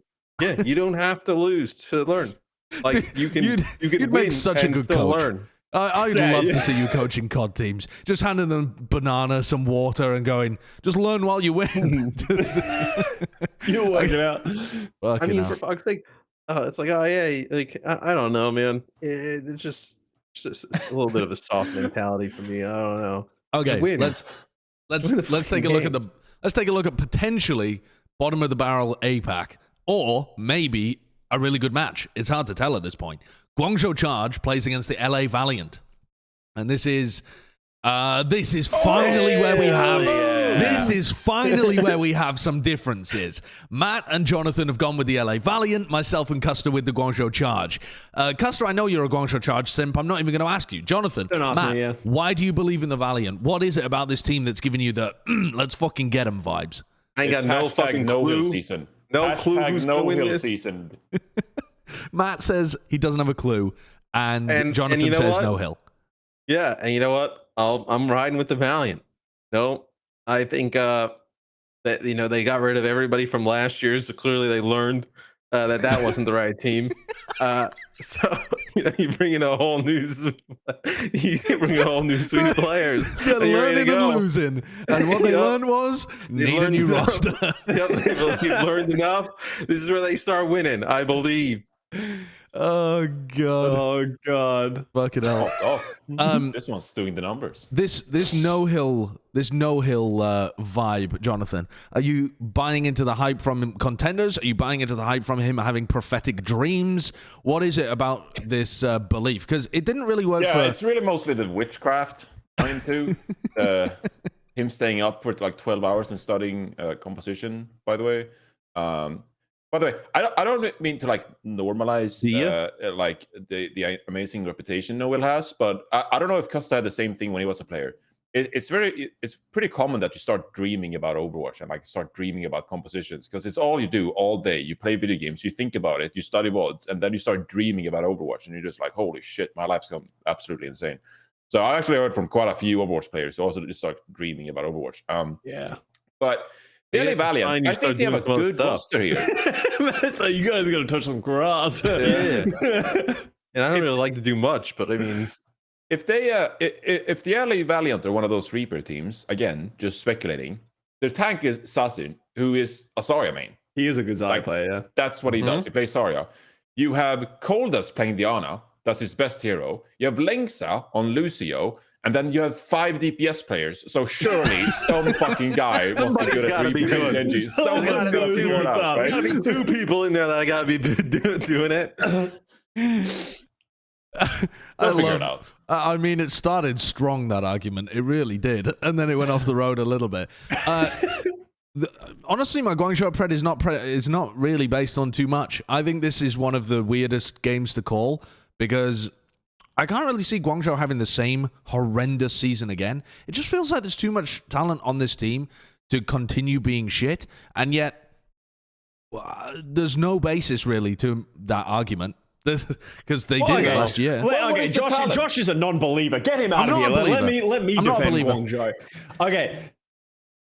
Riddle me this, guys. Okay, so we have Krong on Zarya. Okay, Krong's super sick. I know there's a lot of Rio haters out there, but Krong is in. Don't worry, it's all gonna be okay. I'll buy the Krong Zarya. Krong Zarya stonks. Okay, we're going up. Okay, we then have Choice One develop an Eileen. Okay, I don't know. that is they have Choice One for the Tracer if they want to play that. They have Develop for the Soldier if they want to play that. They have Eileen for the Echo Genji. It sounds like you have some personal agenda against the Valiant. Molly.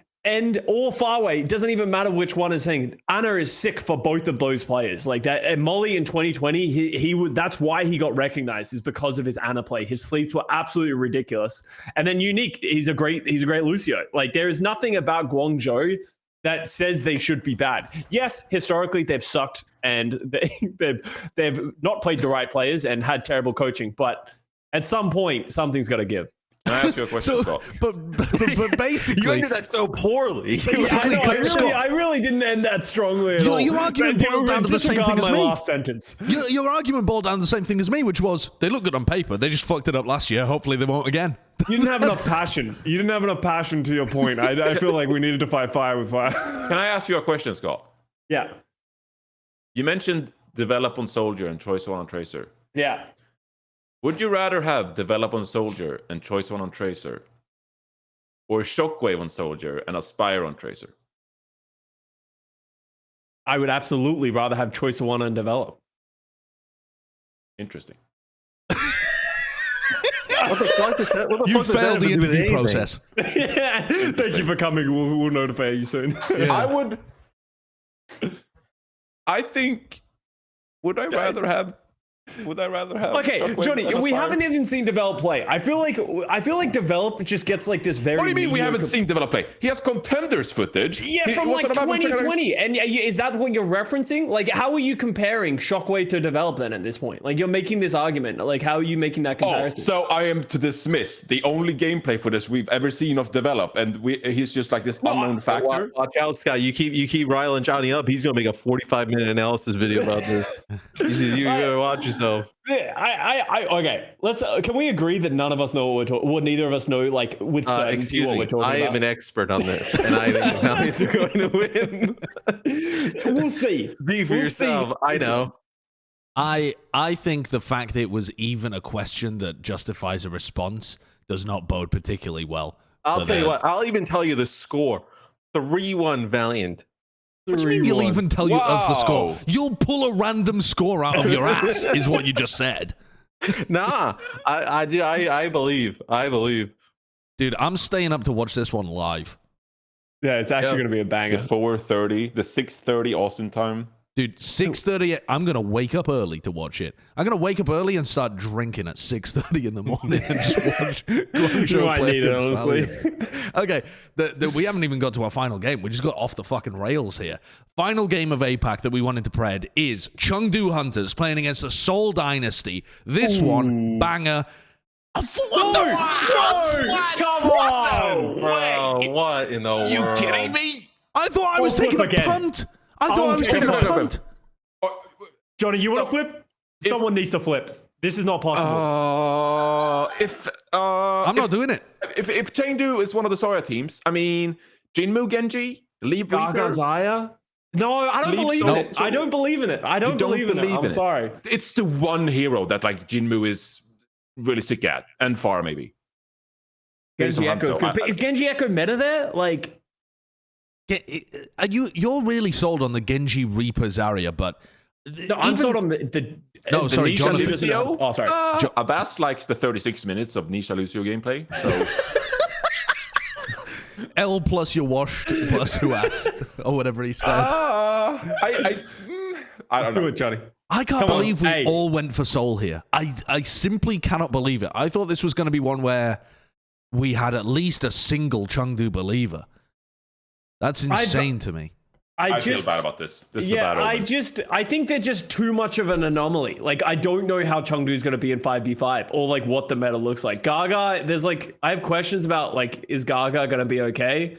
Like as the solo tank? And then like, what is Jinmu going to play? Are they going to pigeonhole themselves? Are they going to play? Let me sell you this. Sell you this. Winston, leave on Soldier or Tracer, depending on what's going on. He needs to play Tracer. It's not Jinmu Tracer. No, Jinmu Genji. It's Soldier Genji or Tracer Genji, and they're just going to leap at these teams that are playing the Zarya comps, and they're going to try and roll the backline faster than you can react to it. That feels like their best option is to play hyper fast comps in a meta that's trying to slow things down a little. And I think Zaya does well against those comps though. Like I thought that's what Zaya does best is like dealing with hyper because whoever they dive, you have bubbles for. Like I think Zaya excels against that style. So I think if Chengdu tries to play hyper aggressive and Seoul is playing the Zaya style and they're playing it well, I don't think Chengdu are going to be able to break through. All right, here's what you do: you hold your ground. You wait until they bubble the Reaper in, and you go on them because they've used one of their bubbles. And yeah, they still have another bubble, and you're gonna have to deal with that. But what if they don't go? What if they don't go and they slowly just beam you down with the Zarya? You got a problem. I don't know. I haven't mapped the meta out that far in advance. I really want Chengdu to be good, but I am filled with so many doubts. I can't believe they dropped a Predator. Drop everyone else. I don't care. Bring a Predator back. Like that seems so bad. Like how on earth did there's no way that Jinmu had a guaranteed contract for long enough that justified them keeping Jinmu and leaving a Predator. I just don't get it. I just don't see how that even was Jinmu just on a way smaller salary, so they needed the budget, so they went for him instead. What the fuck's going on? It's so confusing. For that reason, I'm out. Soul Dynasty. Yeah. I've predded Soul twice this week, I think. Who had Soul's 2 games? What was Valiant, the other one? Chengdu, and Hangzhou. Sorry, say that again. First, they're playing Hangzhou Spark. Second, Yes. they're playing the LA Valiant. And third, they're playing the Chengdu Hunters. Yeah, I think they win all 3. I've predded Soul for all 3 of those games, and I it's the same thing as believing in, the justice. I feel It feels bad, right? It does Like, feel bad. It feels bad to believe in Soul. It feels wrong. I feel that as well. Guilty. Like, I think I'm just gonna feel so, but like this would be the most Soul thing ever to just We've lose been the burned first by few them matches so and be many like, times. the writing We've is been on burned the by them wall. so many times. Yeah. Why don't you flip, Matt? Yeah, you should flip, Matt. You're all in Sure. four. I'll take Chengdu. Sure, yeah. It's just no resistance whatsoever. No Yeah, sure. possible I'll resistance. What makes you believe in the Chengdu Hunters here, Matt? I think they got a great team. This episode is brain dead. This is the stupidest show. This is just the stupidest show. Oh, God almighty. All right. I'll be the does one it that for- gets this right, too. That'll be the funniest I thing. bet you will. That's gonna No. make it even worse. Yeah, I think you that'll be the will. I funniest think thing. there's just something in the air. We yeah, just sure. persuaded you to go with Chengdu, and you just went along for it, and they're going to win. They're going to look like a god-tier team, and everyone's going to be like, Plat Chat was stupid to doubt them. They've still got Leave on the team. Except he was for the me, MVP except last for me. season, I you was fucking right. idiots. And I knew. yeah, honestly, in counter to that point, there's no defense. I mean, they still do have a good roster. Just don't believe in them. All right, let's get on to Bren's Player of the Week every week. We still do this? Oh, we still do this, yeah. Actually, Bren's gonna be back next week, I think. Hey. Really? Oh, really? Yeah, me and him are gonna rotate so that I only have to watch half the amount of Overwatch this year compared to last year. Smart. Oh, yeah, that's Very good. Yeah. intelligent, very intelligent. Oh, yeah. He has to watch for Vancouver. Bren has to watch all the Vancouver games. That's why I did this week. Smart. Yeah, he's gonna watch all of Mitch and Matt's casting, and they're just gonna be on Vancouver for the rest of the year. I'm down. Bren's Player of the Week this week. I would like to propose my player, but also, like I said, I haven't watched all of the games, so if you've got a better one, please feel free. For me, I really wanted to give props to Proper. I think that he just dominated that game against Houston, and he's already living up to those expectations that you had for him in the preseason. I think he's going to continue to do better and better. What he's been able to do on Tracer, I haven't seen replicated by anybody else so far this year in like a nerfed Tracer. So, I mean, and he's just been doing it on a range of different heroes. He's been nasty this week. The nice thing is that the number of people who are like, I think Proper is overrated. And you're like, why do you think Proper is overrated? And they're like, people are just rating him really high. You're like, well, that doesn't tell me why you don't think he's good. And I think I think Proper shut a lot of people up, especially after last week where people were like, Proper wasn't even the best GPS on his team. It's like, that's because he was doing everything and enabling his other players. Like, Proper is just playing every hero at the highest level and allowing his teammates to play whatever they need to play. And while he pops off still, like, he's just incredible. There's a reason why so many people were so high on him, because they saw these performances in contenders as well. And we saw this stuff happen in the past. I mean, like, he's just look at actually, it, like, it's otherworldly shit, and it's every other team fight. makes it he look makes so it look natural. easy as well. Like, it doesn't even look like he's playing the same game. No, it's fucking crazy. I was just thinking to myself while I was watching this match and him play, I was like, it's absurd how he's playing the same game that everybody else is playing, and yet he's able to do these things. I don't know. I just had like an epiphany moment where I was like, he's just pressing the same buttons. He It's just isn't, crazy. you know, he's not some like 7 foot tall genetic No. freak that's out here just rolling everyone because he was born with it. He's just playing the same game and the same heroes, but so much better than his competition. It's fucking wild. To see just like the level of players like in this season compared to seasons past. Like, imagine you threw Proper in season 1. He would have just been like just annihilating people. Like, it would have been like crazy. Just the level of like skill of players in Overwatch, like over time, like Yeah. it's just gone up so much. I mean, how many players do you even have left from season 1? I feel like it's got to be like a handful, right? Yeah, Dante, handful, I think. Profit. Arpe, Prophet. You'd have to go through all the list, but Yeah, I mean, I'm sure there's more. Not Dante, many. I'm sure Dante, there's Arpe, more. They Prophet. just don't spring to mind off the top of your head, right? But Yeah. Matt, you just. Animo. I want to ask you this question because you're alien bong enough to do this. If if Proper had a time machine and he did go back and he was playing, he's playing with all the knowledge that he's got right now, all the skill he's got right now, but he takes a time machine and goes back to season 1 and he joins the Shanghai Dragons. Does that team functionally get better? Do they become like a middle of the pack team? Can he actually carry them? Can he be the coach as well? Can he be the MVP he can and tell coach? the other players anything as long as he can speak Mandarin. I'm talking original first roster. Okay, I was going to say, could I have Fearless at the start? No. I'm talking first roster that they rolled up with. I can't even Roshan, Zushu, MG. I can't even remember who was on that team to begin with. I think they're middle of the pack. They go from 0 and 40 to middle of the pack. I think they go to middle of the pack. You guys, trust me, I was there. We fucking sucked at Overwatch. I think they get a few wins. Like, his trade would kill everyone. Like, I think they get a few wins. With altering and 5-king and free field. Dude, they can just sit and spawn for all I care. Like, he was like, you go back and think, like, we held effect to this level of like standard back in the day, right? And we even saw Effect carry Dallas Fuel to like certain wins and stuff like that. And I think Property is way better than Effect ever was. And I think has like an unreasonable level of flexibility and just like the Boston? Knowledge that he could bring to the game. Would he be like Boston? Would he be like Striker on Boston, but with the worst team around him? Without a vast, They were close to beating Florida in season 1. And you throw Proper on there against that Florida roster. I mean, that's probably like a 3-0, 3-1. They went to 5 maps against Philly at times. I mean, that was at the end of the season, though. Yeah. That was at the end of the season. I'm talking beginning of the season. You would implore their undead strat, where they just pocket undead with like he gets that's true. They did do that. And he gets the damage boost. You would just do that to Proper and just let him run around, just try and murder everybody. God, if we create a time machine, this is what I want to use it for. There's other stuff I would probably use it for, but no, this is most important. Okay, do you have any other players that you would like to throw a shout out to in this Player of the Week?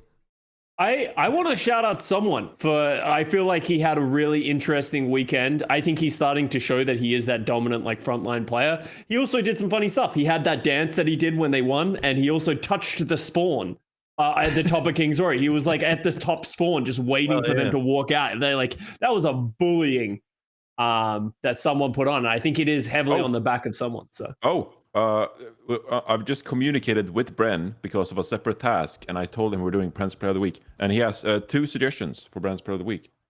Are they both science based? The first one is the Super Blood Moon we had the other night. That's Bren's Player of the Week, the Super Blood Moon eclipse thing, whatever that was. So shout out, yesterday, yeah. Or Dante. I'd accept Dante as well, says Bren. Dante this week? No, I think in just general. Just in general, he just likes Dante. He's just like, no, I'm overruling. This is not Bren's Player of the Week anymore. No, it's still going to proper. All right. Yeah. Well, that does it for this episode. What's that? Episode 129. We've done a lot of these, huh? That's We've crazy. been around the block. Getting old. Yeah, we are. Next week, we will have stupid amount of matches to talk about with APAC actually firing up, and it's not like North America starts going down. The same teams. We'll do predictions where we all pick the same teams again. Yeah, we shouldn't have talked to each other beforehand and agreed to do that. Really, it kind of ruins the show, doesn't it? I don't talk to any of them. I kind of feel bad after this episode. I don't feel like I said anything insightful at all. You just gave shout outs. Just like if you want to hear Jonathan say something insightful, follow his YouTube channel after you follow ours, and he'll be posting some more analysis videos. So you could hear Custa say something insightful as well if you follow his Twitch. Not in my VOD reviews. I just talk shit the whole time. So so we will see you next week. Stay subscribed to the channel and follow our Twitter at the Plat Chat Podcast. We'll be around for episode 130 next time. Bye bye. We love you, Kurt.